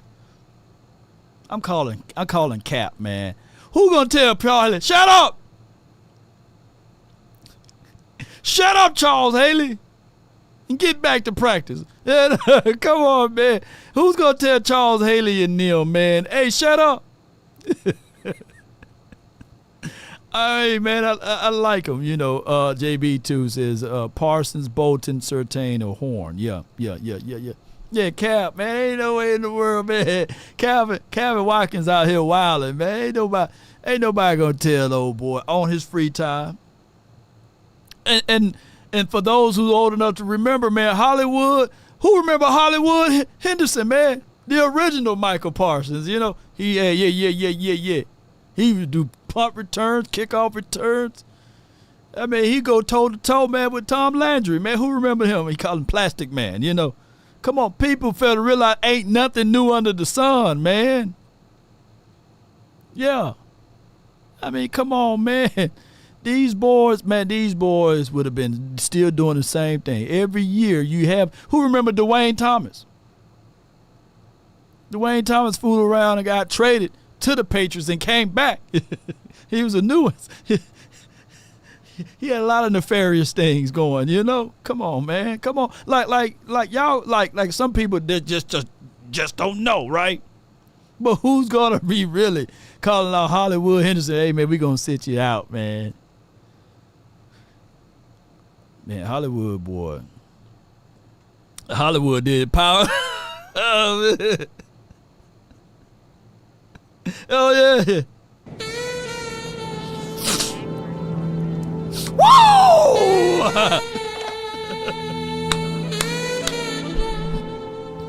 Yeah. Dwayne Thomas, the running back, sure. They traded him to the Patriots. He came back, dog. Hollywood, dog. I'm telling y'all, man, if y'all ever just have a few times, man, just look up Hollywood. Look up Hollywood, and you will see the athleticisms. Dude was just crazy, freakishly athletic. Before. Calvin, one side topic, final one for you. Do they want to re-sign Dak, or is this a wait-and-see season again? I think they want to re-sign Dak. I really do. But it's funny, like when you talk to Dak's people, they go, yeah, we want to be here forever. And even Dak will say that. But they also say, if they don't re-sign us, someone's going to pay us. Yeah. You know what I'm saying? So if I'm Dak Prescott, I got a beautiful house in Prosper. I'm good. I got all the money a man could ever want. But if you don't want me here long term, New Orleans will pay me. Vegas will pay me. Maybe the Giants will pay me. There are all kinds of teams that are going to need quarterbacks next year. And the draft's going to have another good crop of quarterbacks coming out. So I think the Cowboys do want to re-sign Dak. But the problem is they're going to have to pay Dak a lot of money. And Jerry Jones is one of the owners in the league that is trying to get the league to say the quarterback position needs his own salary cap because this money is going astronomically high. Like the NBA has got all these different bird rights and mid-level exemptions and all that kind of stuff, and you can re-sign your own guy at a max. Yeah. I think the NFL needs to get something to that. They need that in a sense, because like wide receiver, that price is going up. Right. And I've read reports from other people that will say the wide receiver position, that's going to get devalued now because the receivers coming out of college that are ready to go right now. So now receivers, you better cash in now because that's going to be turning into a running back position where they're not going to pay you guys anymore because that price is going up and up and up. So and the college receivers are ready to go. So, and I think Jerry sees. I refute all what Calvin, man. This is my first time. Damn, dog. I thought you was gonna be poised with it, man.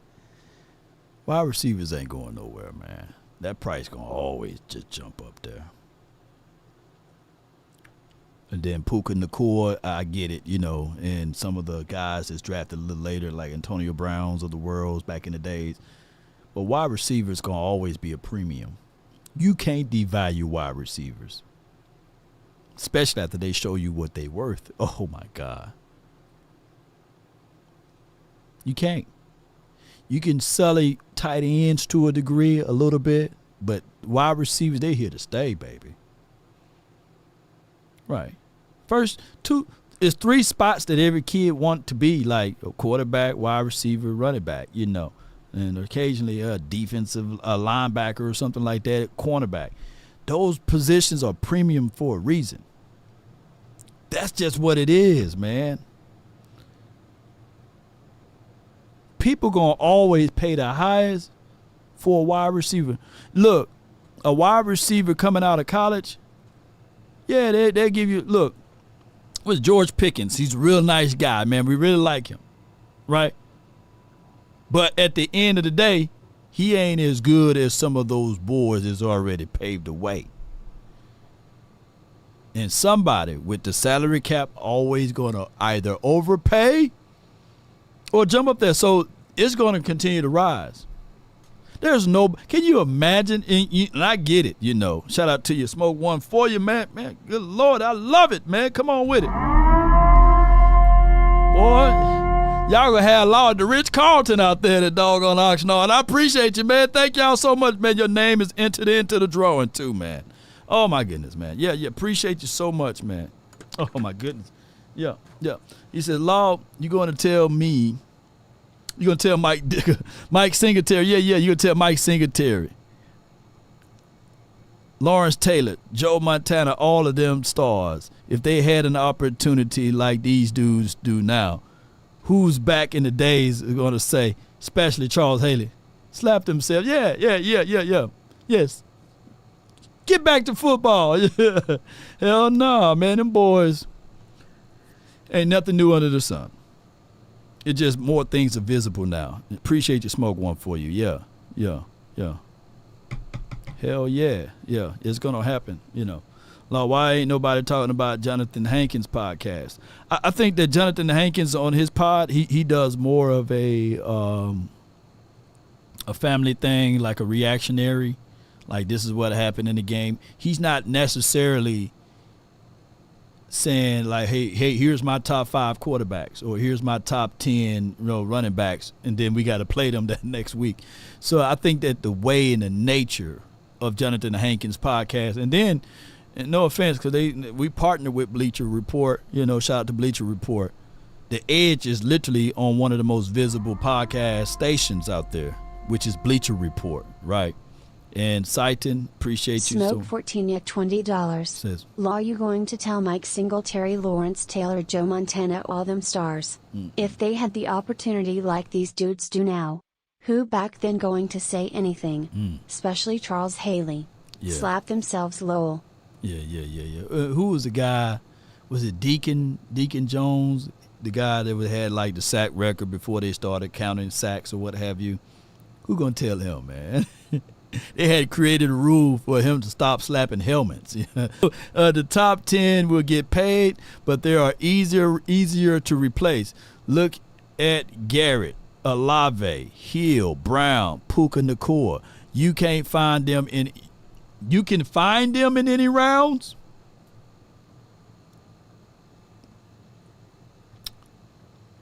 It's still too soon.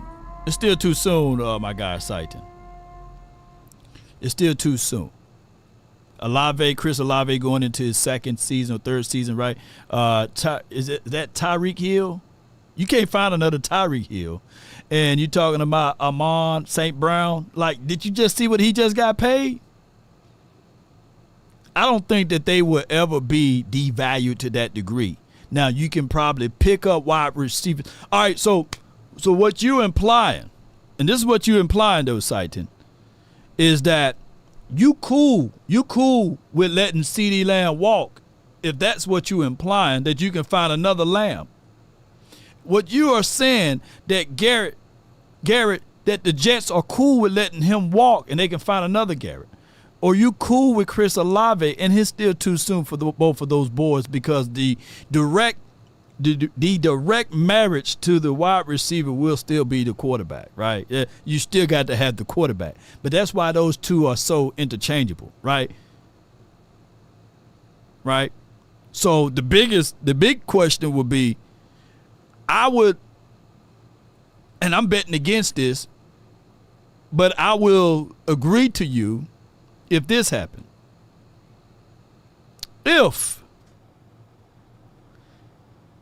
and I'm using this word very casually, if Jay Jetta falls off the face of this earth, right, and he becomes one of those wide receivers that say, hey, when Kirk Cousins was there, he was balling. He looking like the greatest thing since sliced bread. And now he can't catch anything because of ball placement, because of whoever the quarterback is in Minnesota land, then I would slightly agree with you. And I would say, man, that doggone Saiton, he was right. The quarterbacks are the creme de la creme, and you really don't need the wide receiver. You just need the quarterback, ultimately. But I think that they are interchangeable, though. You know what I'm saying? And Trix in there for one more time. Trix said he getting his helmet. Trix getting his helmet, baby. Trix getting, have Trix name in there so many times when we do the drawing. Yeah. So that's just how that goes. Chief let Hill walk. This is from C. Burleson. What did they get in return, though? Come on with it, come on with it, baby. Come on with it. Yeah. Let me know what they got in return. Well, now, here's the other thing that people fail to realize. Travis Kelce ain't no one to sneeze at. See, people think that, hey, it was just Hill. And Travis Kelce is a bona fide stud, baby. And he just as good as a wide receiver, you know. Yeah. So, JC, now, okay, y'all sweat me. Y'all sweat me with these damn wide receivers. JC says, hey, ask Adam. Ask Adam in the Raiders world. What did Adams do last year? Davante Adams. Let me pull this up. I think he still had good numbers, man. I can't spell Davante Adams. Shit, I misspelled his name real bad. It's Davante. Okay, all right, hold on. Y'all on to something. Nah, dawg, you just can't get that out of anyone. Yeah. Get this out the way. Yeah. Give me that. He gave you 1,144 yards, 8 touchdowns with 103 receptions. We don't even know who the quarterback was there. You put Davante Adams on the Cowboys. Devalue. Look, I agree. Devalue him enough and put him on the Cowboys. Shoot. I would do the straight up trade right now. Shout out to my guy. You know, I like you, Brandon Cooks, but give me Davante Adams and CeeDee Lamb. Shoot, devalue him a good. Shoot. Yeah. So man, look, I feel y'all on running backs. Running back is the easiest position to transition from middle school to high school, from high school to college. But wide receivers and cornerbacks, those two spots. Jonathan Hall, appreciate you, man. You for the Cash App, Jonathan Hall, my brother. You entered in. I hope my guy Jonathan get this helmet over here, bro. Appreciate you, man. Appreciate you. Ain't no way. Wide receivers, there's too many responsibilities to be devalued, man. I just want to see my helmet again. Come on, y'all gonna wear this arm out, huh? Yeah, appreciate you, man. Yeah, this is the helmet right here, man. I'm gonna have to knock some dust off of it. Yeah. Saiton says, I'm saying all the kind. He says, boy, Saiton, boy, you with it. He says, I'm saying all the kids want to play wide receiver, so the talent pool is saturated. You can find a number one wide receiver in any round, from CD in the first to Puka Nakua in the fifth. All kids want to be wide receivers because of the Randy Moss era, right? Mawson, right? And when they realize that they can't catch, what do wide receivers also become? Ask what Trayvon Diggs became. Ask what Talib became. Ask what Cromartie became. Ask what Richard Sherman became. They still going to be those positions. Wide receivers and DBs going to always be premium positions. Always going to be premium positions. And it's not going to be more than the quarterback position,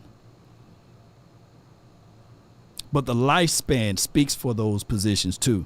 The average lifespan of a running back is 3 to 4 years. That's why they are more so devalued than a wide receiver. A wide receiver can still play up to the good levels all the way into their 8th and 10th season, you know. Yeah, and DBs can play up to the levels of 8 and 10 seasons, even more. You know, we've seen DBs going into 11, 12 years, right? The reason why running backs are devalued faster than any position in the National Football League is because of the lifespan. It's not because of the talent. And if you fall into the right systems, like the CMCs of the world, you can get rejuvenated. I don't think that Christian McCaffrey would be playing to the level that he's playing at now if he didn't marry with Kyle Shanahan. I truly believe that Christian McCaffrey was on a downward spiral until he met up with Kyle Shanahan, or in the right system. Saquon Barkley, to a degree, is just equivalent, don't shake me with the butter knife, as a Christian McCaffrey, but the problem is he's going into a system that don't or will not utilize him to the level of a Christian McCaffrey. Saquon Barkley, believe it or not, is going to no man's land. And I'm not wishing that on him. But if you pick Saquon Barkley and you put him in the 49ers system or the Texans or to a degree the Lions, shoot, he would be dangerous. And then pay attention. The Atlanta Falcons, they got that Kyle Shanahan. They went to pick up Zach Robbins, who's a Shanahan disciple. Bijan Robinson, all of those boys about to eat. Yeah, they about to eat. Sean D, man, as much as I don't like Saquon Barkley, I just telling y'all, man, that Saquon Barkley biggest issue, believe it or not, he was with the Giants And then on top of that, he had Jason Garrett for a few years, and then he had some other guy for a few years. He never was in a system that knew how to utilize and use. Saquon Barkley is not, even though he can give you every down back stuff, he's not an every down guy. He's not an every down. He's a split back. Dangerous one at that. Low key, CMC. Low management in a better system. Yeah. I'm just saying. Yeah. I'm just saying, man. But shout out to Saquon Barkley, though. Injuries do pile up on certain players. Another guy who was good, but then he fooled around and he was good. We always saw his talent, right? But he was in the wrong system for him. We're going all the way back. Who's old enough to remember like the Corey Dillons of the world, right? And then when he went to the Patriots, boom. Because they knew how to utilize and use his system. Curtis Martin too, right? Went to the right systems. That's why they were able to generate and last so long.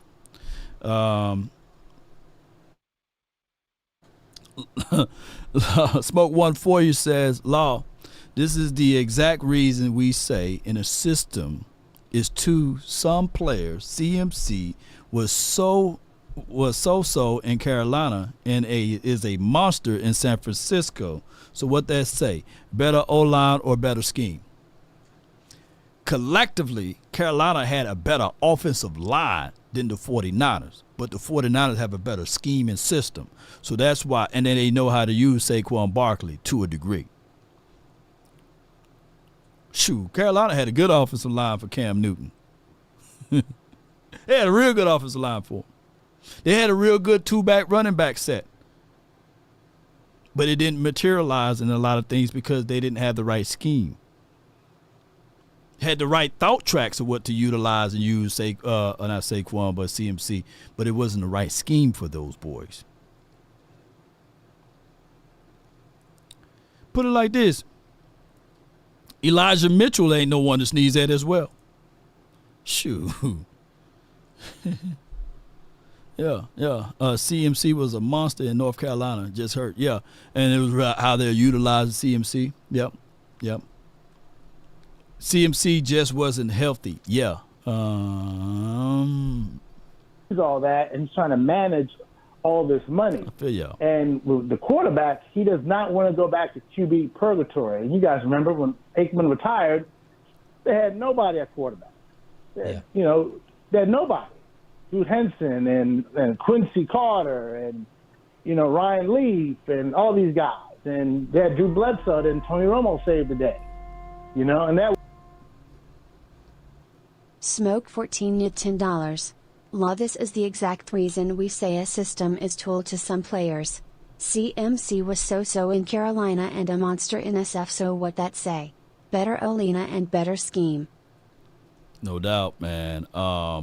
Hey. You're right. And speaking of systems, too, though, he was talking about... It wasn't even guaranteed. They didn't even know. And then he said other people that will say the wide receiver position, that's going to get devalued now because the receivers coming out of college that are ready to go right now. Mm-hmm. So now receivers, you better cash in now because that's going to be turning into a running back position where they're not going to pay you guys anymore because that price is going up and up and up. So... All right. I had to rewind. In order for that to happen, you talking about what, $10 to $15 million less? You think that have we ever seen a down market?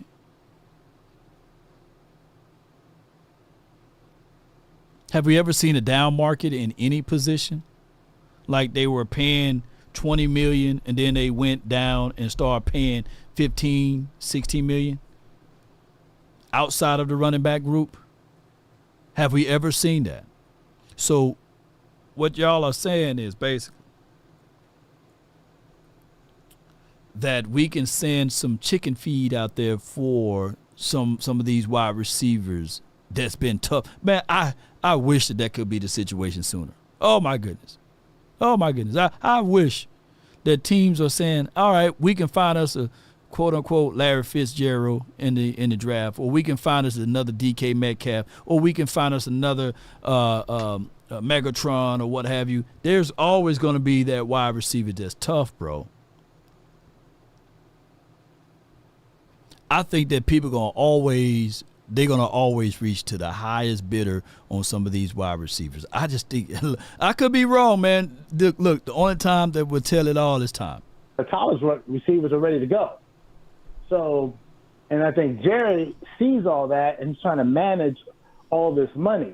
And with the quarterback, he does not want to go back to QB purgatory. And you guys remember when Aikman retired, they had nobody at quarterback.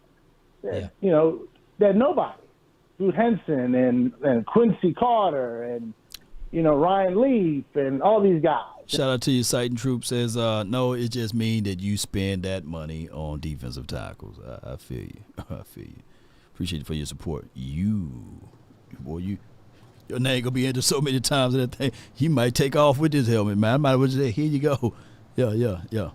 And they had Drew Bledsoe, and Tony Romo saved the day. And that wasn't even guaranteed. They didn't even know, and then he saved the day. So Jerry does not want to go back to not having a quarterback. And you could say, well, what about Trey Lance? Well, if I'm Trey Lance,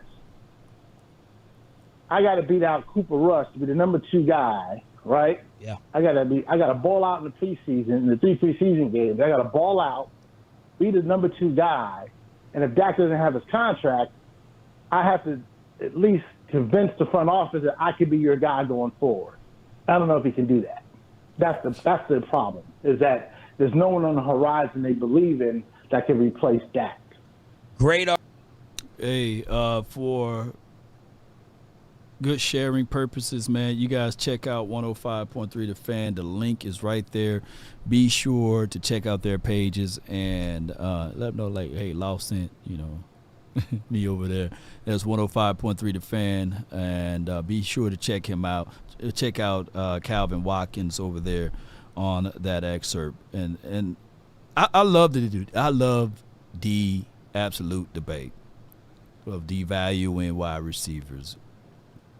But the only problem is that the salary cap is increasing, the growth is increasing, and the price point of wide receivers, I get it, but it will always be the price point of quarterbacks. Quarterbacks, that's your mortgage, and the wide receivers, you got to look at them as one of your other essential bills, like your lights or your water, right? I don't think that wide receivers will one day be considered your TV entertainment deals, right? If you were to break that down, I just look at it like your quarterbacks will always be your mortgage, right? And your wide receivers would be either your light bill, your water bill. You can't go without those. You can't have a nice house without lights. You can't have a nice house without water. And if you think I'm lying, shoot, stay with a bunch of women. Yeah. Have no water running in that house, especially no warm water, no hot water. Shoot, them women are gonna be looking at you like, wait a minute.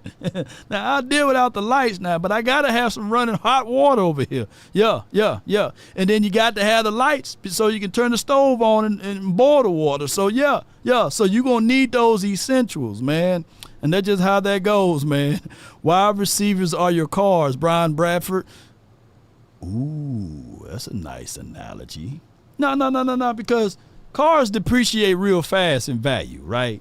So I still put your running backs as your cars, your vehicles. Yeah. Team wide receivers will get paid all day, man. Hey, can you imagine if the Vikings say, hey, man, we can find another Justin Jefferson? And then Justin Jefferson come over here as your X receiver, and you still have CeeDee Lamb inside the slot. Shoot, I'll figure out a way if Justin Jefferson was on the free market, right? But at this time, man, we got some people, man, that's in the call area, man. I appreciate y'all brought to you by PrizePicks. 657-390-7391 is the PrizePick hotline. And on top of that, ladies and gentlemen, we're going to be taking your questionings here, Q&A sections right here. It's Q&A time for your mind, and hopefully you guys got some good thoughts and you got your mind prepared for this particular day of what we're going to talk about. But be sure to check out PrizePicks. You can be in the mix just like us. We got all types of things, promotion specials and things like that going on with PrizePicks.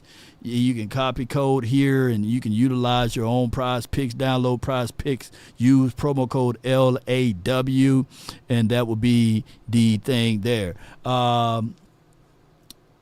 Let's go. The first caller of the hour is, give me 1 second, from the 214. You've been waiting here in the queue. Darius, you're live on the Nation, brought to you by PrizePicks. You in the mix. Talk to us. How's my audio, Lo? Hey, man, you straight, man. Everything's good. Now, Lo, you had the call with Brian Broaddus. Right. And I feel like it was smooth how you did it. You know, when you had the show yesterday, you kind of left a few things out. Okay. But I had to quote this. Okay. Because I want to keep it fresh on your mind. This came from Brian Broaddus. Okay. The ultimate insider. You feel me? Yeah, he in the not building. no little wannabe. Baller, shot caller. Yeah. This is the insider, the real one. You feel me? All right. He said out of his mouth, Mike McCarthy is lazy. He said he worked at 2 places that he's been at. He's ran into people that said that Mike McCarthy is the laziest coach that they've seen in 19 years. Oh my God! I want to let that set in. That ain't come from me. Now y'all think I be tripping when I be calling this type of shit up, but that's what he said himself. 2 places he's been, people have said that. Okay, so he also said Dan Quinn did a solid job. I've been saying that. When I said I get all type of kickback, you feel me? But he said that.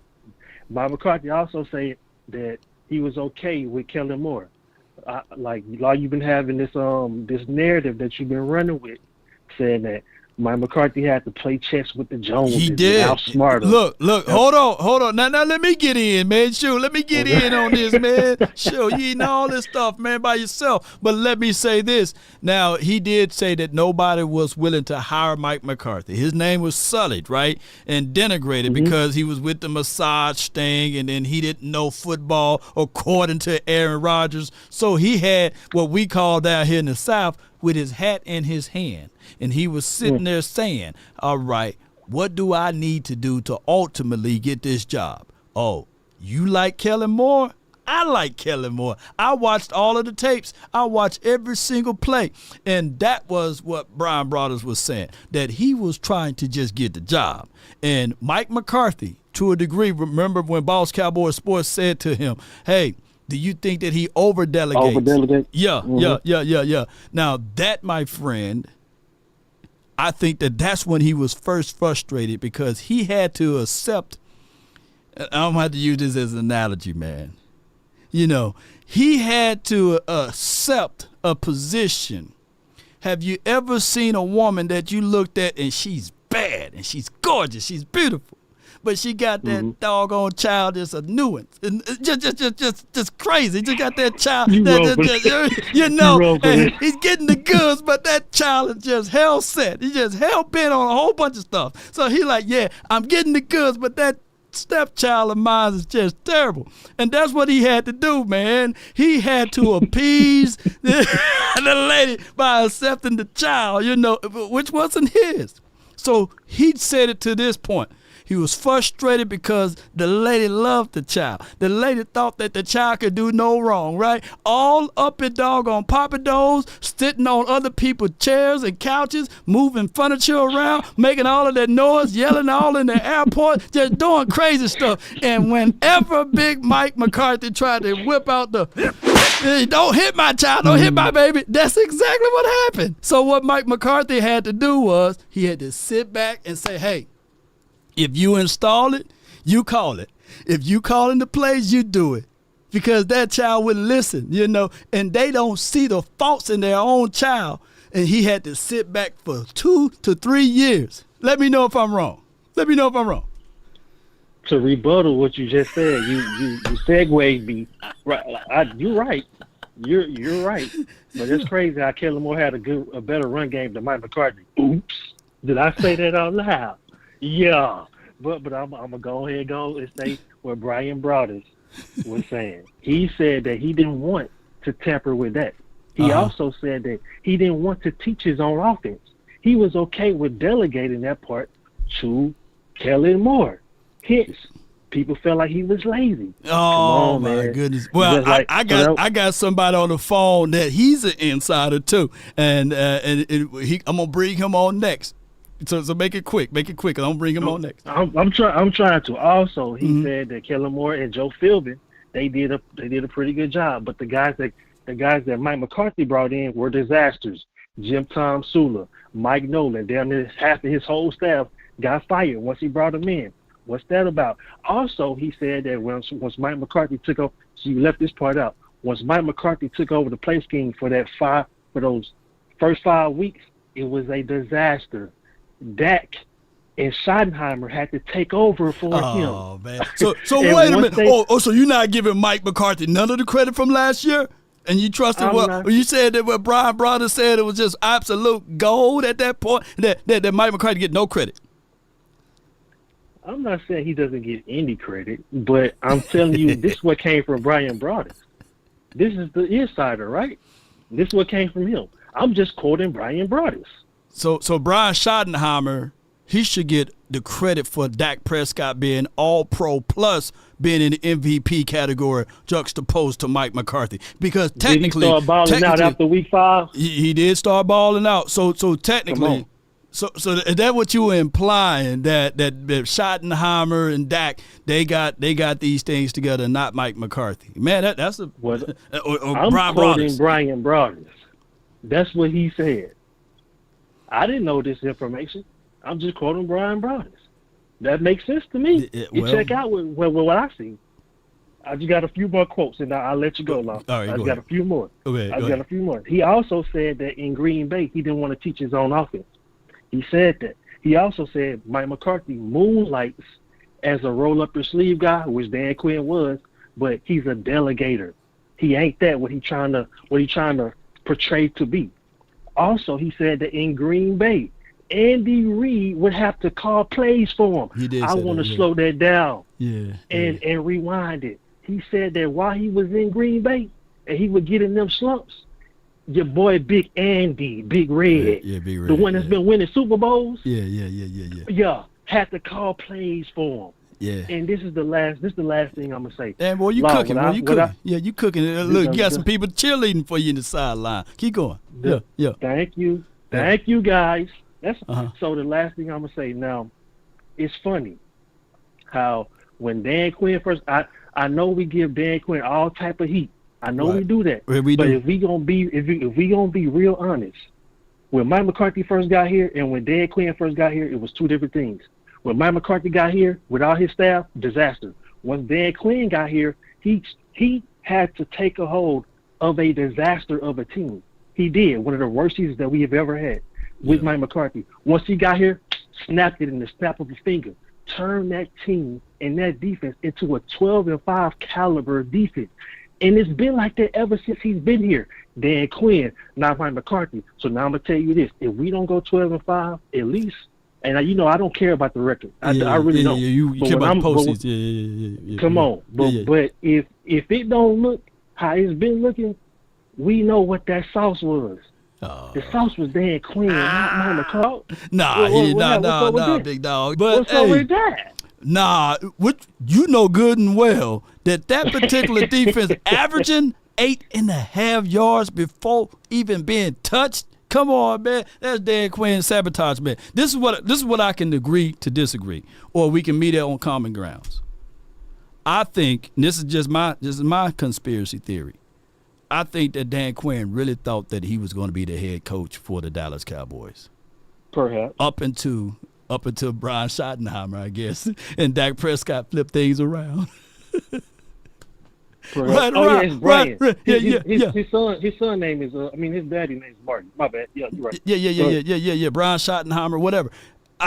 That's where I agree to disagree, because that's where, when we start to look at everything, the offense finally opened up, and the offense was saving the defense. Look at that Seattle Seahawks game. Look at what we did in the final stretch against Miami. God dog, you couldn't stop them from one single play, and we start using safeties as linebackers. No banging on the table to bring in a true linebacker. It was self-sabotage from there, man. But I appreciate you, man. This is a good take from you. The whole the whole team came out flat, and that's been happening in all these playoff games.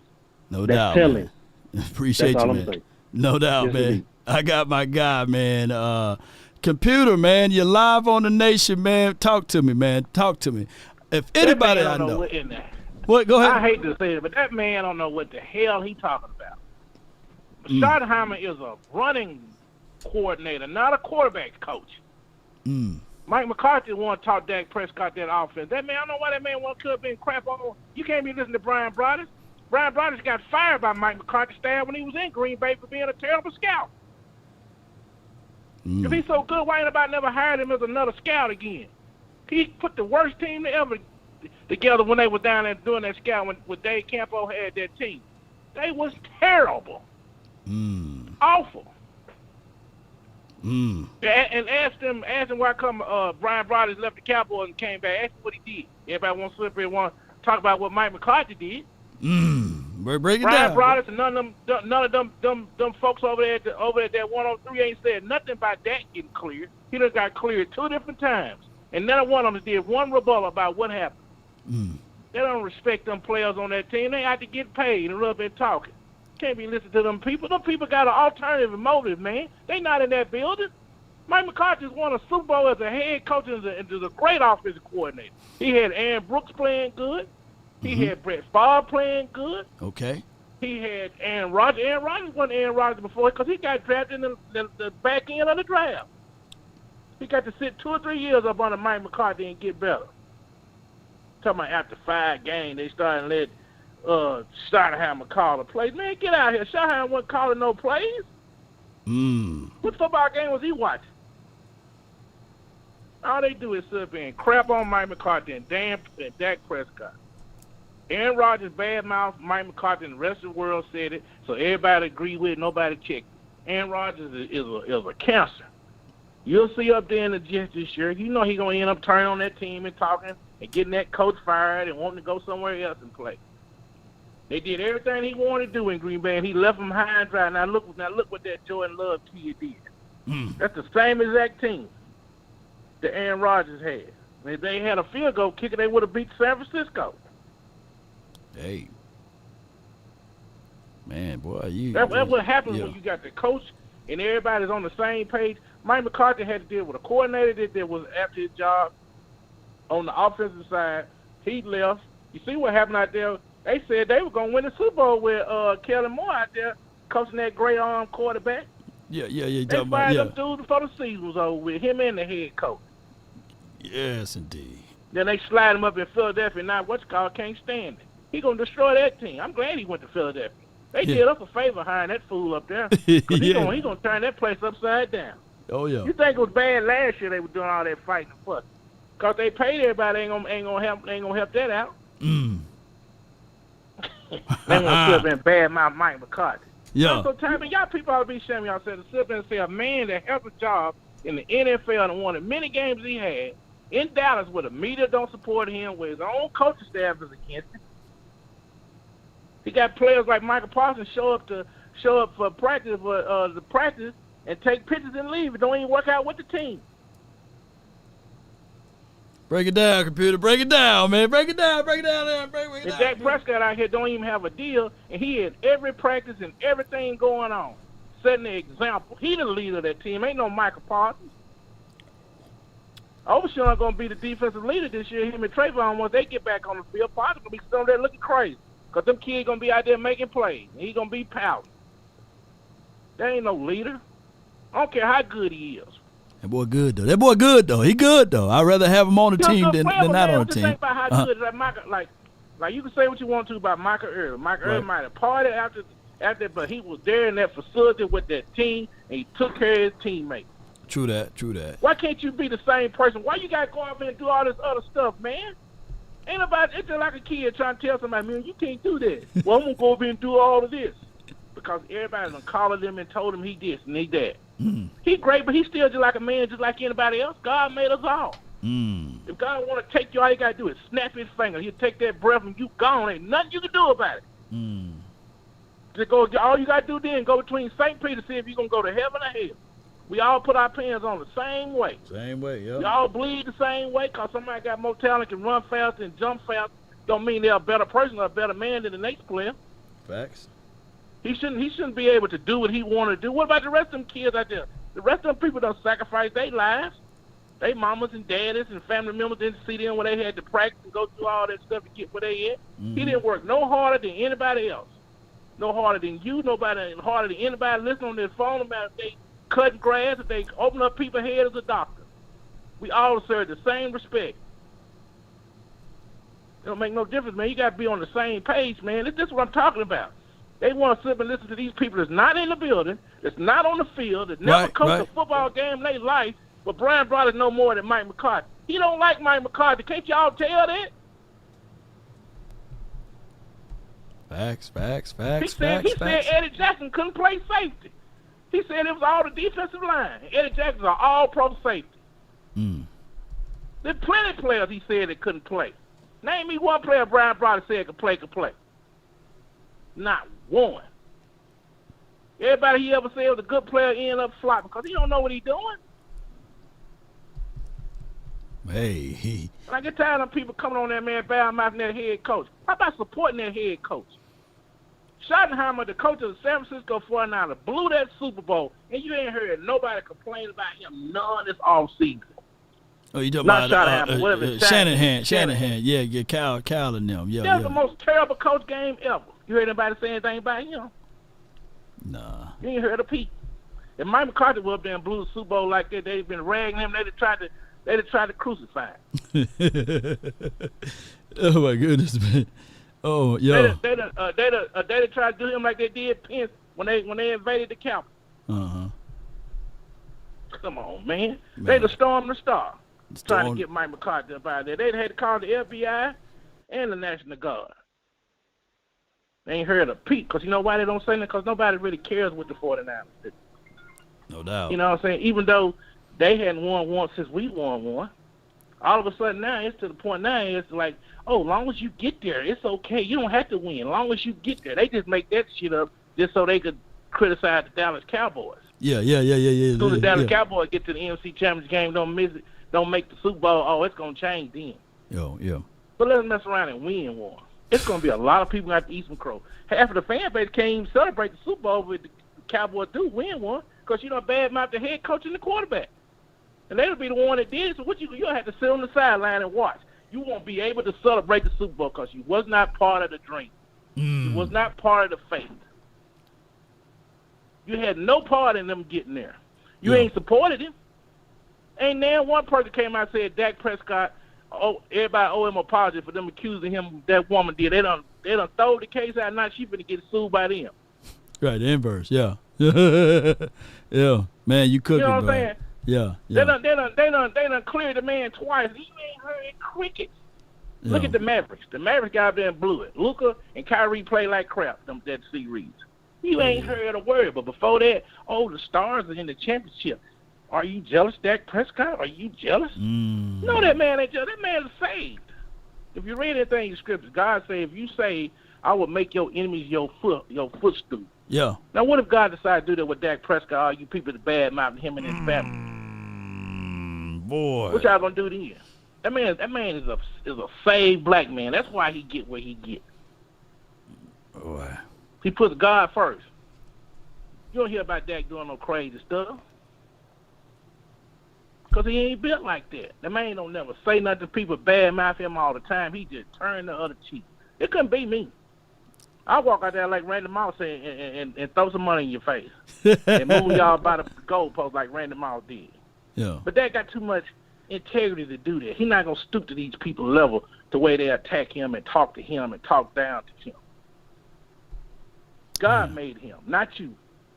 Man, computer, man. Boy, you on it, man. You on it, man. Appreciate you for calling in, computer, man. Yeah, because, man, I'm just tired of y'all, man. Y'all got to stop listening to these outside sources, these people they trying to get their podcast on. They trying to get interviews. They trying to make money. They not telling y'all the truth of what's going on. That offense is fixed. He done brought that running game guy in there. That running game is going to be fixed. The reason why they couldn't run the football was because the offensive line was hurt.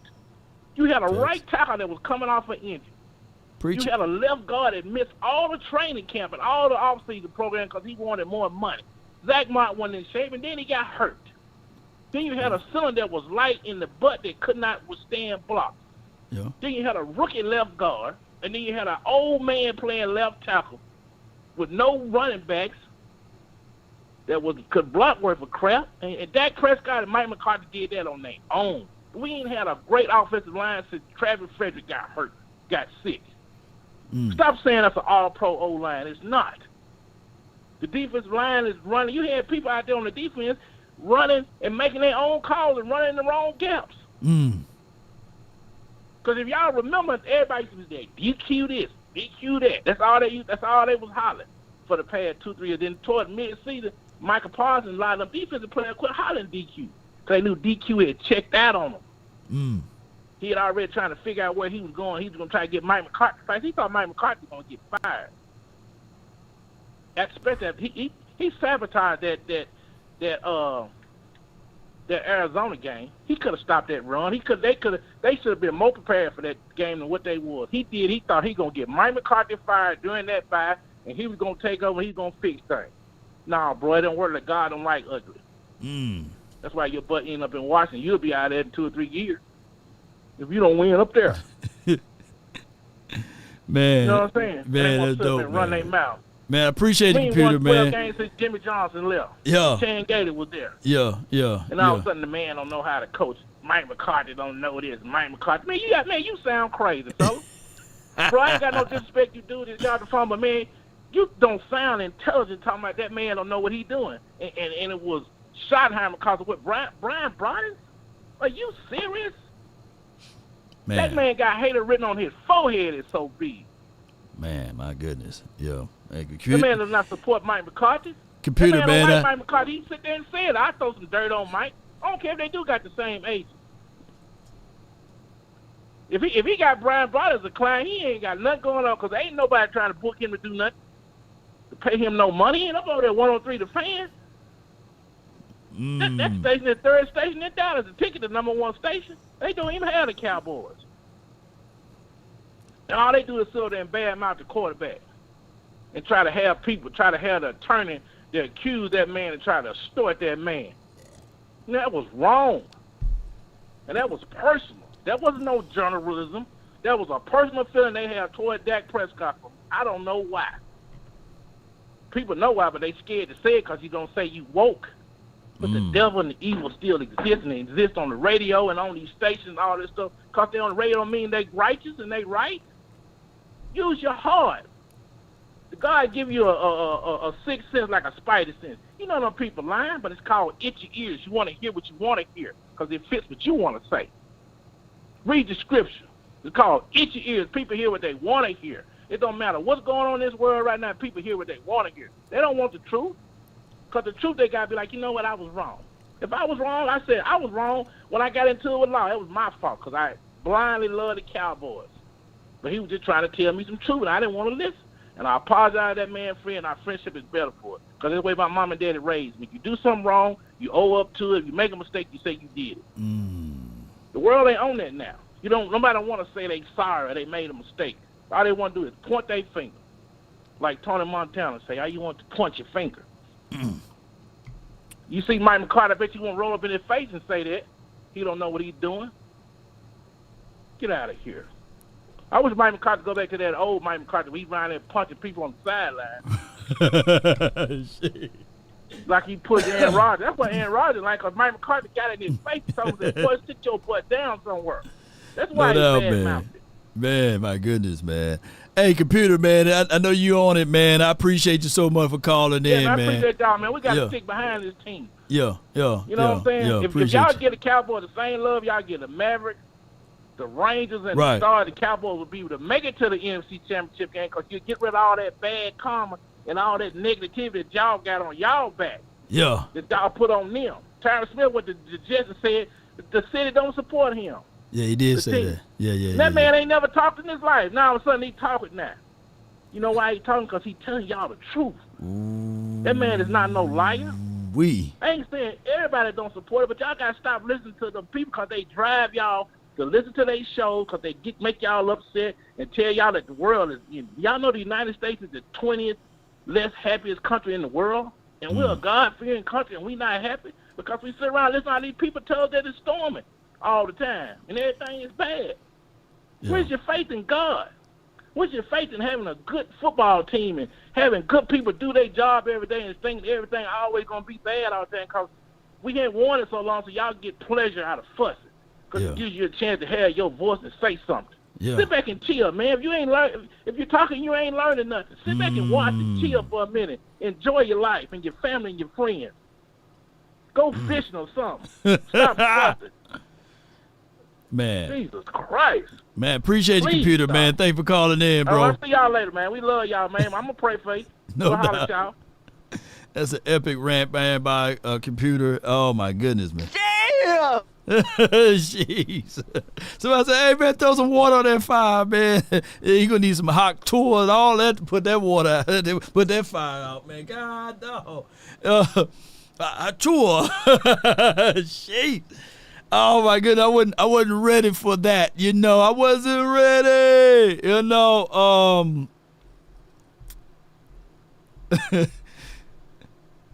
we gonna. I don't know how we gonna. I'm gonna have to have computer to call in to 105.3 The Fan. You got to call in and talk to those boys over there. But Church Tabernacle, bro, cooked for 20 minutes, man. Oh my goodness, man. I got Cowboy Roy, then I got Marv, and we're gonna go through these setups here. So, hey, CPU was hot, man. That's what it is, man. Y'all said CPU was hot. I got Cowboys Roy. You live? You following behind computer? Oh my goodness! What you got, man? Hey, man, computer was hotter than fish grease, man. Man, jeez. Man. Hey, depending on who chopped this up, man, I may be in trouble, man. Man. Hell yeah, I love it though. I love it. He spit his mind though. He spit his mind though. He's on point, man. He definitely was on point. But anyway, man, I heard y'all talking about Micah Parsons. Man, it was either you or Boss Cowboy had played a clip of Tom Brady on an interview, and he talked about champions versus stars, and how do you want a team full of champions or do you want a team full of stars? Yeah. And my argument is this, man. I don't dislike Parsons, but when the Cowboys were winning in the 90s, right, and in the 70s, everybody was they did their thing after they were winning. And I just would like for him to pull that back, everything back until you start winning. Yeah. And when you start winning, hey, you get the rope to play and do whatever you want to do, but you ain't winning. You ain't won nothing. We ain't sniffed an NFC championship since the 90s. I'm just talking about an NFC championship. Let me ask you this. When Deion came out with "It Must Be the Money," was that before he won or after?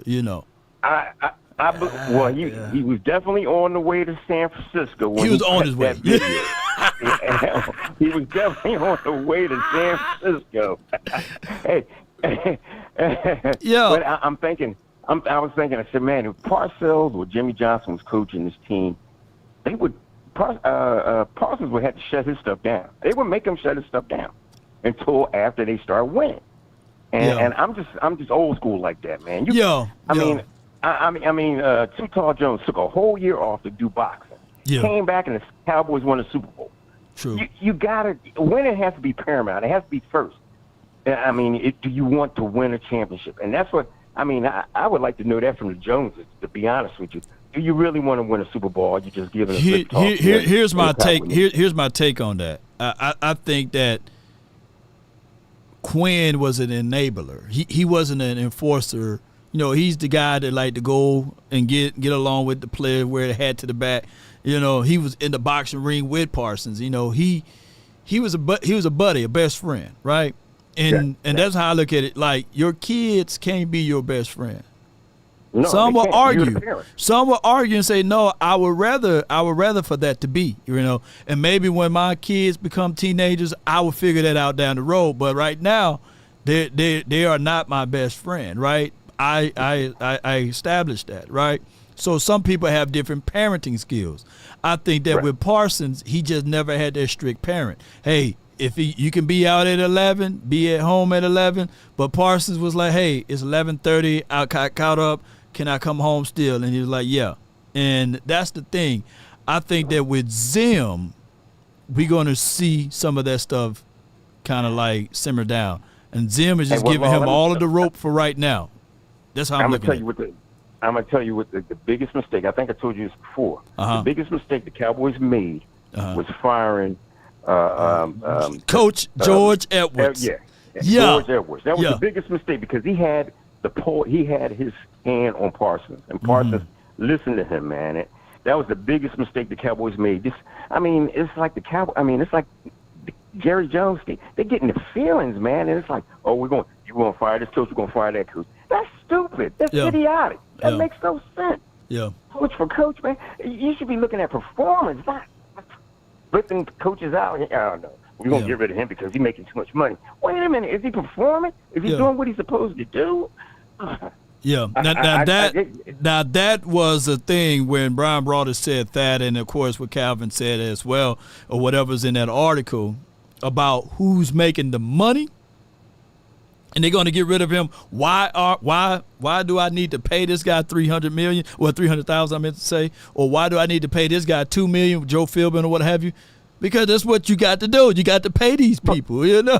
But my understanding was that the coaches, the salary for the assistant coaches came from the money, the contract that's cut by the head coach. Am I correct on that? Correct. Or am I wrong? You correct with that. He kind of like he get his money, then they cut it from there. Yeah. So so why are the Joneses worrying about that? That's coming out of McCarthy's pay. That's the contract that he cut. He cut the contract and his assistant coaches get paid out of that contract. So what are they worried about that for?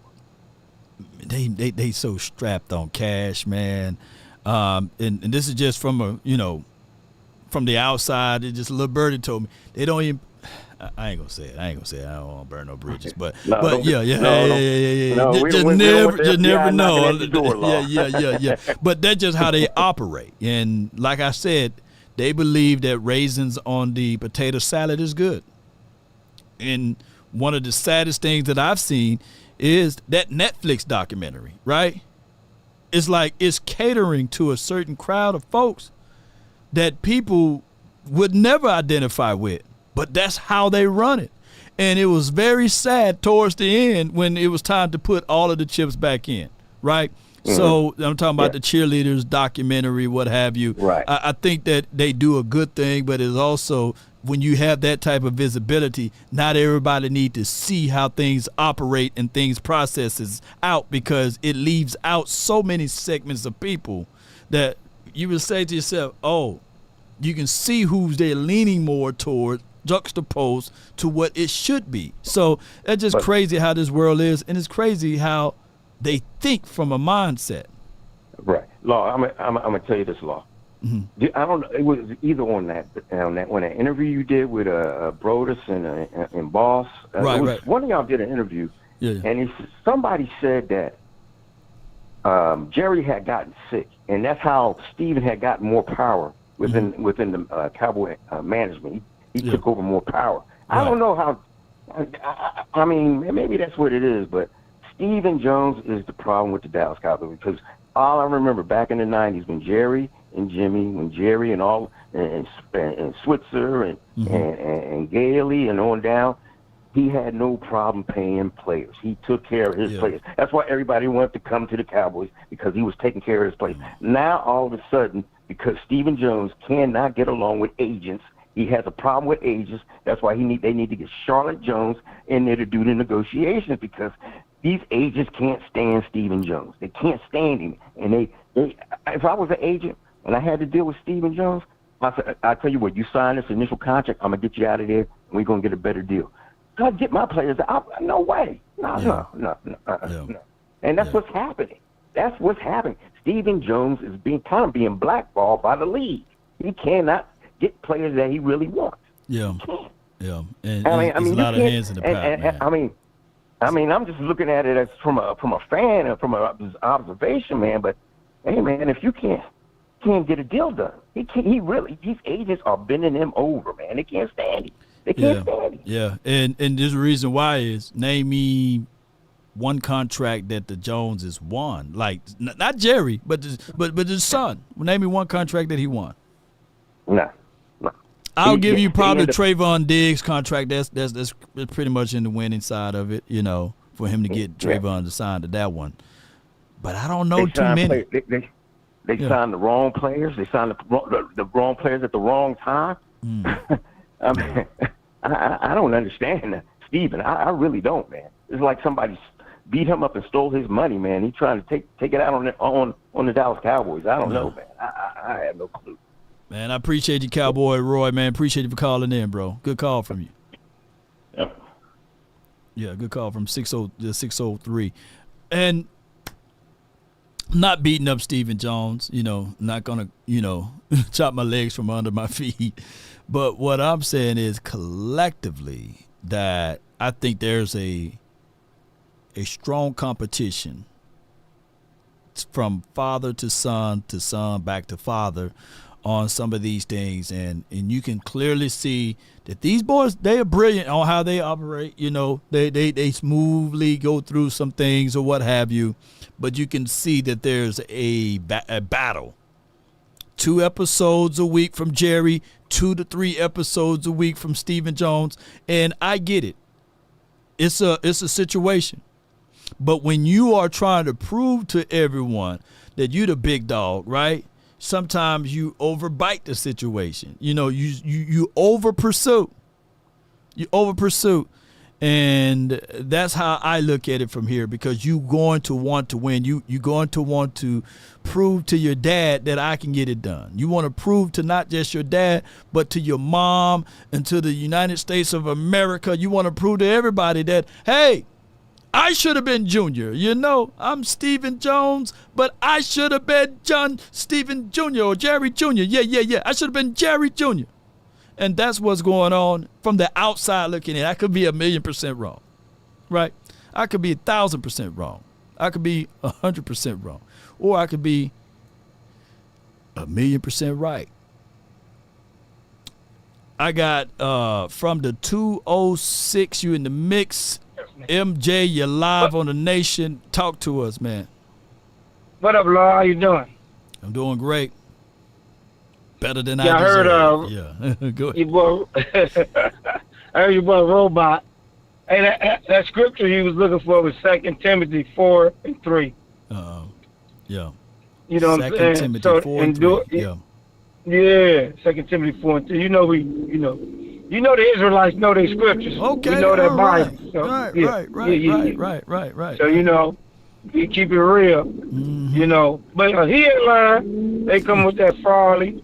They like the folly, sin, lust. They, everybody. But he tell the true fact. That line, they good the line. They got the receivers. I'm not worried about the halfback. Everybody keep talking about the halfback. If you got a good center and you get that push in the middle, them boys gonna run. And gotta remember, last time Zeke was with y'all, he ain't number 28. Yeah. And remember, he got his knee hit hard. Right. And then he fully healed now. You know what I'm saying?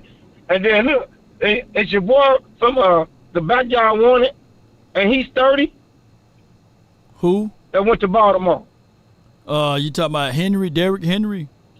Derrick Henry's 30 years old, man. Yeah, he is old, but it's no show. It's no shows of him just like falling off the map, though. I think that he can still run. Yeah. But that show you last year, Zeke did his game too. Rico Dollar did his thing. I like the boy Roy. Right. So, they go to the 3-back system. They got the 2 tight ends now. What they're gonna be going? They got so the offense is gonna be ready. Only thing we need to just they're going to get 2 more D tackles. I already know that. They ain't going to bring the 2 D tackles now because, they're going to let everybody fight. And then they're going to, hey, your boy that used to play for Minnesota, hey, they go to his contract and pick one of them boys off the Cleveland or Washington or somebody, and then we're going to go from there. Because you got the linebackers, you got the safeties, you got the corners. Now you just got to do the coaching. The coaching scheme, like, your boy, what's his name, Darius? Yeah. Darius just he want McCarthy just to call, when it comes to the big game, don't panic. Call the plays. You know what I'm saying? Run the ball, set them up, so you can hit them over the top. Yeah. And one of them receivers going to go off, so I'm not even worried. And Robot telling y'all true fact. Yeah. We panic too much. Cowboys fan, like I keep telling my friends, you rather be 12-5 or 5-12. Now, we was 5-12 the last 4 years. You could be crying. Yeah. Philadelphia be laughing at you. Washington be laughing at you. The Giants will be laughing at you. And now all y'all will be on here like, ooh, and they'll be talking smack. I'd rather me keep the upper hand that I get to talk smack at 12-5.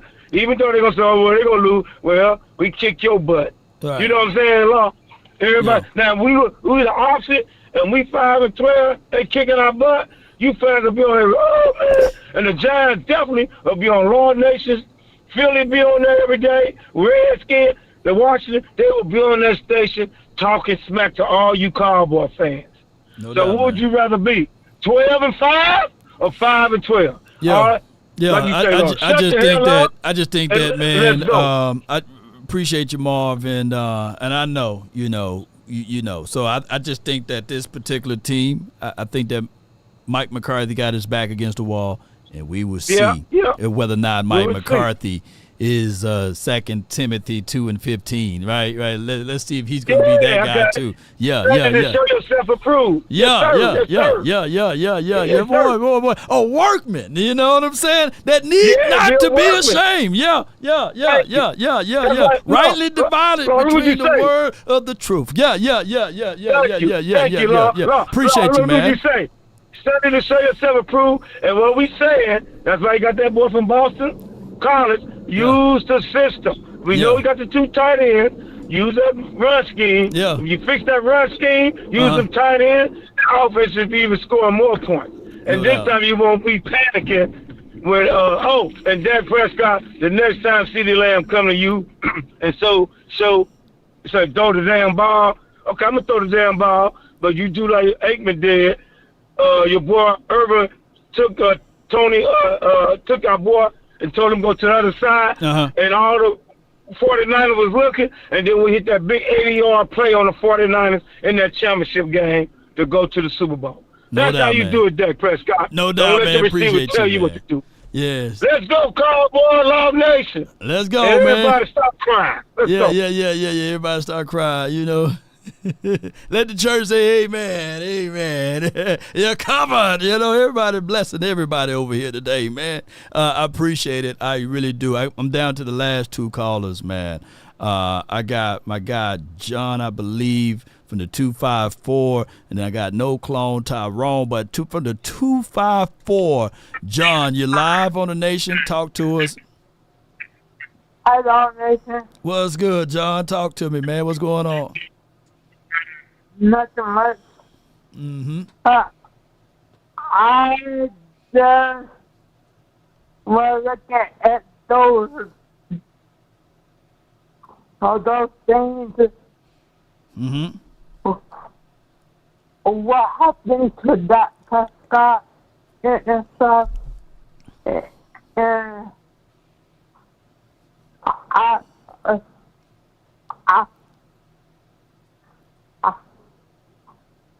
yeah. I didn't really know. I didn't know what happened.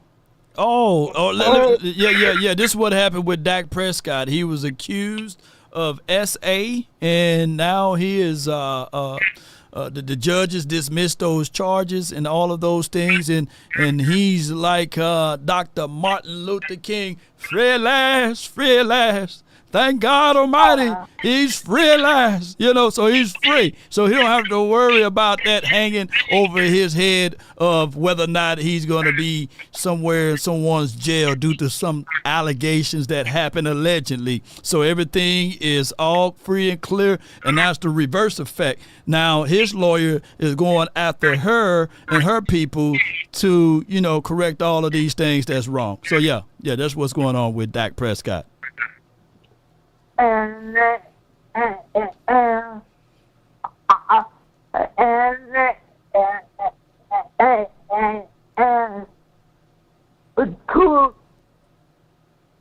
two more other things. Okay, go ahead with it. I saw on Facebook. On Facebook, okay. On one of the dog cover dogs. Mm-hmm. Dog cover social media page. Okay. I don't know if it is true.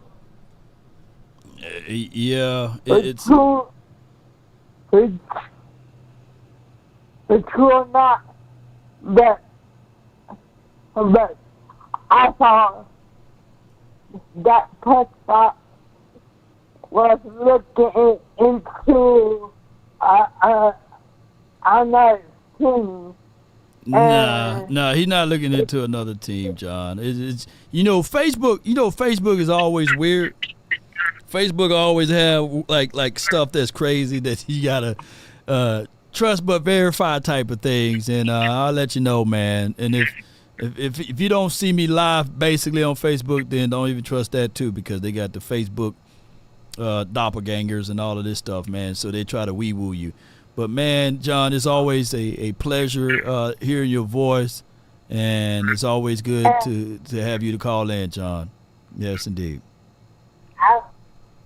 I just had that $1 only. I said, yep. I said, let me send this. Yeah. I got your Cash App, man. So I want you to be able to win this helmet, man. It'll look nice on you, man, with this helmet. I hope you get a chance to win it, man. And I thank you so much, John, for your love and your support and your adulations for the nation, man. I really appreciate you so much, John. I will be moving down there. Moving down there to Lancaster. Okay. By the stadium, right 30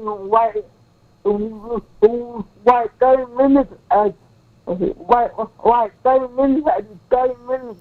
30 minutes away from the game. Yeah. Yeah. That's gonna be dope. On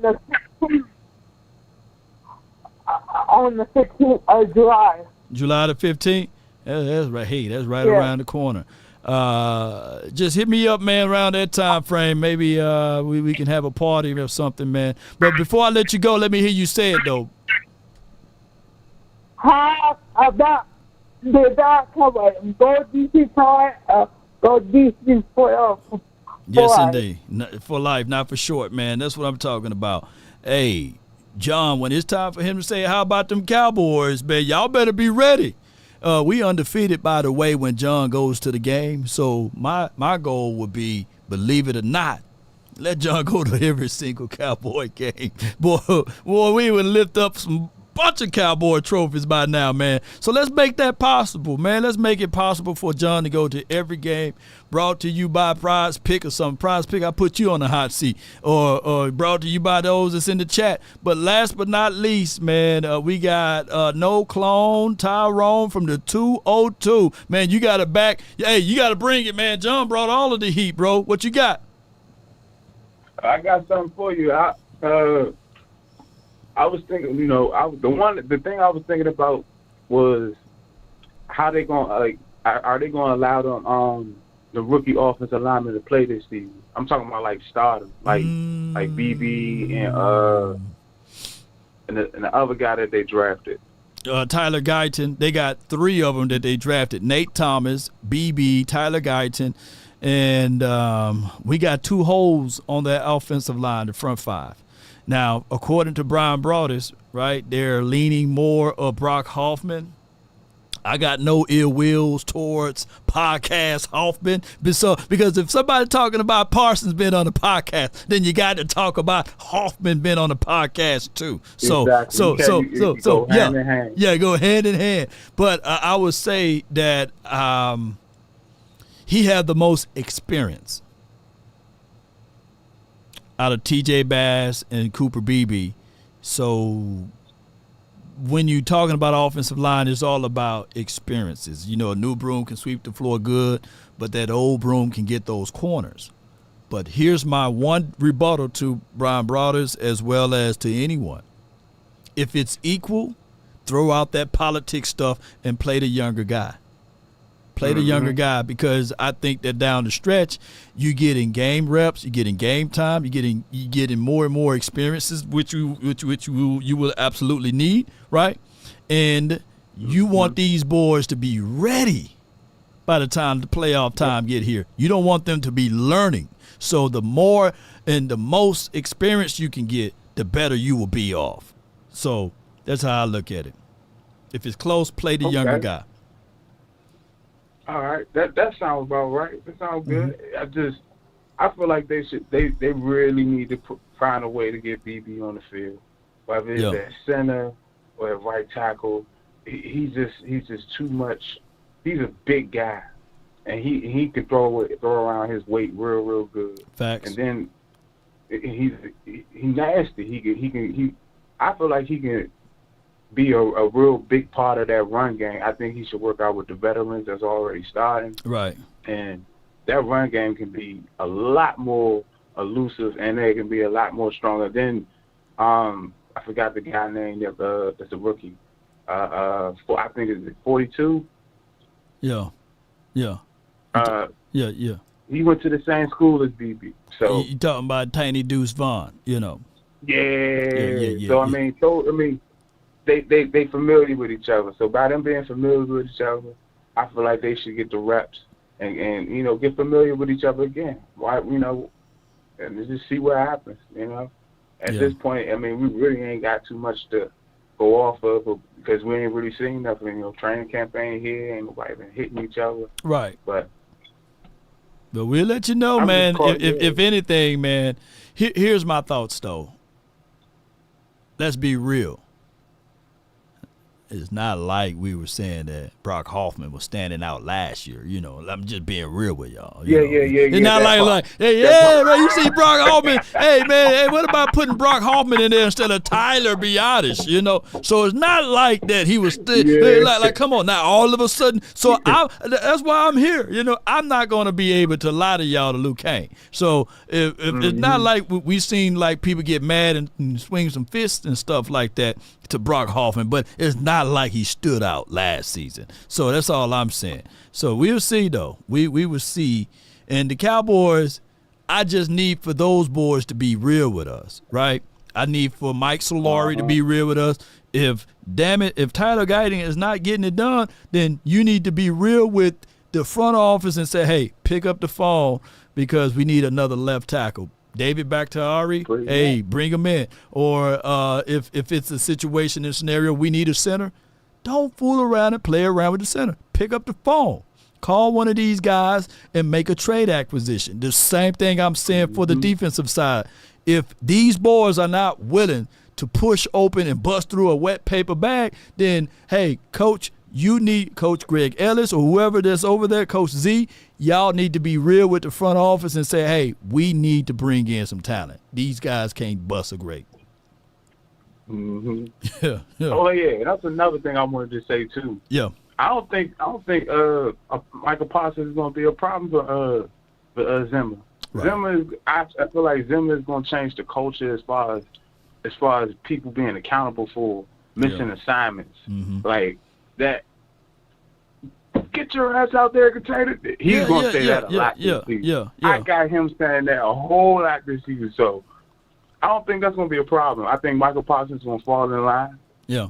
And he's going to and him and Zim are going to have their days. Yeah. But ultimately, the goal is for us to be a good defense, and I feel like Micah Parsons it's not going to be a problem. Yeah. I feel like that's what he needs. He needs that. And Tyrone, before I let you go, write this down. A tree is known by the fruits it bears, right? Name me the fruits that Quinn developed. You like name me the fruits that he have, right? I don't hear Darren Woodson. I don't foresee him having the type and kind of caliber of guys that Zim had far as his resume. Now, we can talk about the fact that, hey, Zim been coaching a little bit longer than Coach Dan Quinn, but let's be real with it. I think that Parsons was going to be Parsons regardless of whether it was Dan Quinn or Law Quinn. You know what I'm saying? He was just going to be that because he's just that talented. So, granted, shout out to Dan Quinn. I'm not taking anything away from him, but I'm just going to say this in collectively speaking. Mike Zim, his resume is longer than what Dan Quinn was able to generate and exhibit. So that's all I'm saying. And that's what we're going to see down the stretch. But Dan Quinn, truth be told, Dan Quinn didn't do too much over there with the Falcons. The Falcons team was already ready for him to win. Yeah. He just put on the headset and started coaching. Same thing with the Cowboys. The defense was kind of already set when he got here. So, I mean, he didn't really put we had Al Harris at the cornerback, the cornerbacks coach. Michael Parsons was already a generational talent. I mean, all he had to do was put on the headset. And we still ain't had no running. Well, all I know is the person that was no longer in Atlanta been back to the Super Bowl at least 3 times, and his name is Shanahan. You see what I'm saying? He been to 3 Super Bowls. Dan Quinn haven't sniffed at 3. So that yeah. Appreciate you, man. We on the same page, Law. Yeah, appreciate you, Law. No doubt, man. Good call from you, man. Appreciate everybody who called in. It's been a great show. I thank those who donated, man, but most importantly, goodbye. I thank y'all for showing up for the off season. This is another marathon show. It felt like I've been here for 4 hours. I know it's a long episode. It happens every time I open up the phone line. But if you guys can do me a huge favor, if you guys can share this content, if you guys can do your jobs of hitting those like buttons for me, man, and do those things, man, and that will help out the algorithm, that will help out the nation so that people can be more visible and tuned to these type of episodes. There will be some cut-ups here and there, but I really, really appreciate all of you guys for calling in. I know some people, they may have their hands on the on the panic button. They mad at everything. They mad at Jerry Jones. They got their hands on the panic button and they want to just throw in the towel and these sorts of things. But I'm telling you guys that this particular team, if healthy, we're going to be either the same 12-5 or better. The same 12-5. I think the offense is going to be a little bit better. I think that the way we move and operate is going to be a whole lot smoother on offense. I get it. I get the reservation that most people have. I think I left out only one super chat, but if you can bear with me and let me know who you are, let me know. But your name is still in the drawing because it still goes through that portal. But I appreciate you for your super chat. I just couldn't get back around to it because I was on the phone. So I appreciate all of you guys so much for your love and adulation. Let's get on up out of here. Let's continue to grind and shine.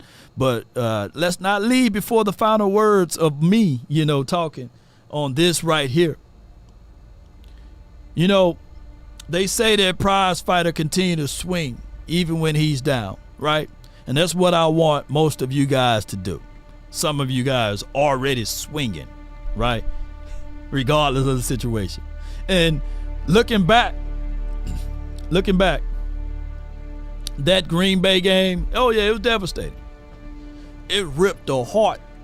It ripped a lot of people's feelings out. And we got this mindset and this approach to move as if though we already defeated. Throw in the towel, law is over with. The Cowboys are who they are. Right? Mike McCarthy, oh my goodness. He's lazy, right? Oh man, Zim, he's old. He don't have this. Get your up there, contain the damn ball. He don't have that temperament no more. Micah Parsons is podcasting. Brock Hoffman is podcasting, right? Oh my goodness. Ezekiel Elliott, oh my. The path of the righteous man is beset on all sides by the iniquities of the selfish and the tyranny of evil men. But blessed is he in the name of charity and goodwill, right? That is not Ezekiel Elliott no more, you know. Ezekiel 25:17, that's what my guy said on Pulp Fiction or something like that. Dak, oh my goodness. He's trash, Law. CD, he's trash. These are words that's coming from our fan base, not from the outside, believe it or not. But I barely, I say to all of you all, disregard the negativity. You know, shake off the hatreds and stand on top of it. Continue to grind to shine. Let me see some blue hearts in the chat if you guys can. Let me see some blue hearts in the chat. And some fire if possible. Because at the end of the day, when the end comes for us, let it find us conquering a new mountain, not sliding down an old one. Let us figure out ways, baby. Let us figure out moments and truths. Yeah. To continue to put one foot in front of the other. If someone asks to walk 1 mile, walk 2 with them. They said walk twine with them. So walk with me, ladies and gentlemen. Roll with the nation. Help grow the nation. Let's continue to figure out ways to stand on top of this, regardless of the situation in the scenario. Let's go. Couldn't say scenario. Couldn't get it out quick enough. But if there's one thing a man should always do, is mainly to himself stay true. Never allow someone to change your point of view unless what they bring makes sense to you. Never judge a man by sight alone, nor by the height he has grown. And when speaking, keep it at a moderate tone, because raised voices turn hearts into stone. You see, in the beginning, it was brother our rival brother, roll with brothers. The morals of life, live love and respect for another. Then there are those who will try to be smart. They would take the decent man to alter his heart, to seek to rip him apart. Those man you should never call a friend, because they bend their lives around the truth until it meets their end. That dude said, Kendrick Lamar says, don't tell lies about me and I won't tell the truth about you. So what is your truth? What is your motivation to keep you moving? They say if you want a thing bad enough to go out there and fight for it, to work day and night, to give up your time, your peace and your sleep, if all of your desires of it makes you quite mad, that you don't get tired, and it makes you hold everything tawdry and cheap, if life itself seems empty and useless without it, and all that you scheme and dream is about it, if you'll gladly go out there and sweat for it, fret for it, a plan to lose all terror of your mind. If you would simply, just simply go after the thing you want with all of your capacity, strength, sagacity, with faith, hope, and confidence, and stern pertinacity.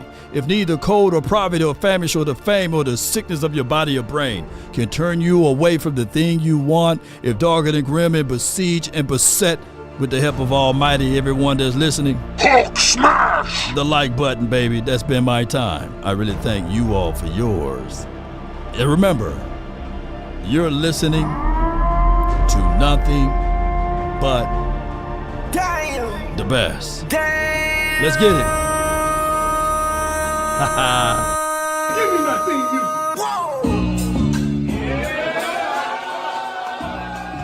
Come on. Yeah. Roll on out with me. Shout out to the zombies. Where the zombies at? The zombies. Can we check or something? Get on up out of here, baby. We about roll those credits. I've been really in the field. Come on. I love the feel lately. I just wanna run it up. Don't need no deals, I make the deal. Come on. Half a ticket to a meal lately. I just wanna run it up. Yeah. Kinda check the song. Lately, I just wanna run. If we offended anyone, charge it to our heads, not our hearts. Let's continue to grind, baby. Come on. Oh, the credit button is broke, but that's okay. Y'all know who you are. Let's get it. Charge it to the game. Come on. I'm with Elliott, I'm with T-Black, I'm with Reverend now. I'm with Bay, yeah, I'm with Jay, yeah, I'm with Chuck and now. Still the same, not switching sides, now it's about loyalty. You switch sides off for the bag, and that's worth more to me. I mix Nike with designer, I experiment. You just rock what's on the shelf, and I'm not feeling it. Search for the one, but baby girl, it's nothing real as this. Can't trust a soul, I keep a hammer, call it too legit. I've been really in the field, love the rush, I love the feel. Lately, I just wanna run it up. Don't need no deals, I make the deal. Half a ticket to a meal. Lately, I just wanna run it up. Yeah. Kinda check this out. We answered, I talked stuff, I thought we had it, but it goes to show you who's a better team, and I'm sticking Cowboys. Sometimes you gotta pop out and show you. Certified boogeyman, I'm the one that up to score with him. Walking down whole time, I know he got some. They not like us. They not like us. They not like us. I don't believe it. You gonna flap the hat one They more not time like for the us. Eagles? They not like us. Come out the closet. Birds fly, Eagles fly, still Super Bowl chance for now. Y'all let me know if they get sold. Appreciate y'all. One love, DC for life. Not for short. Let's get it. Peace. Please come home. I got beans and bologna. Hulk smash!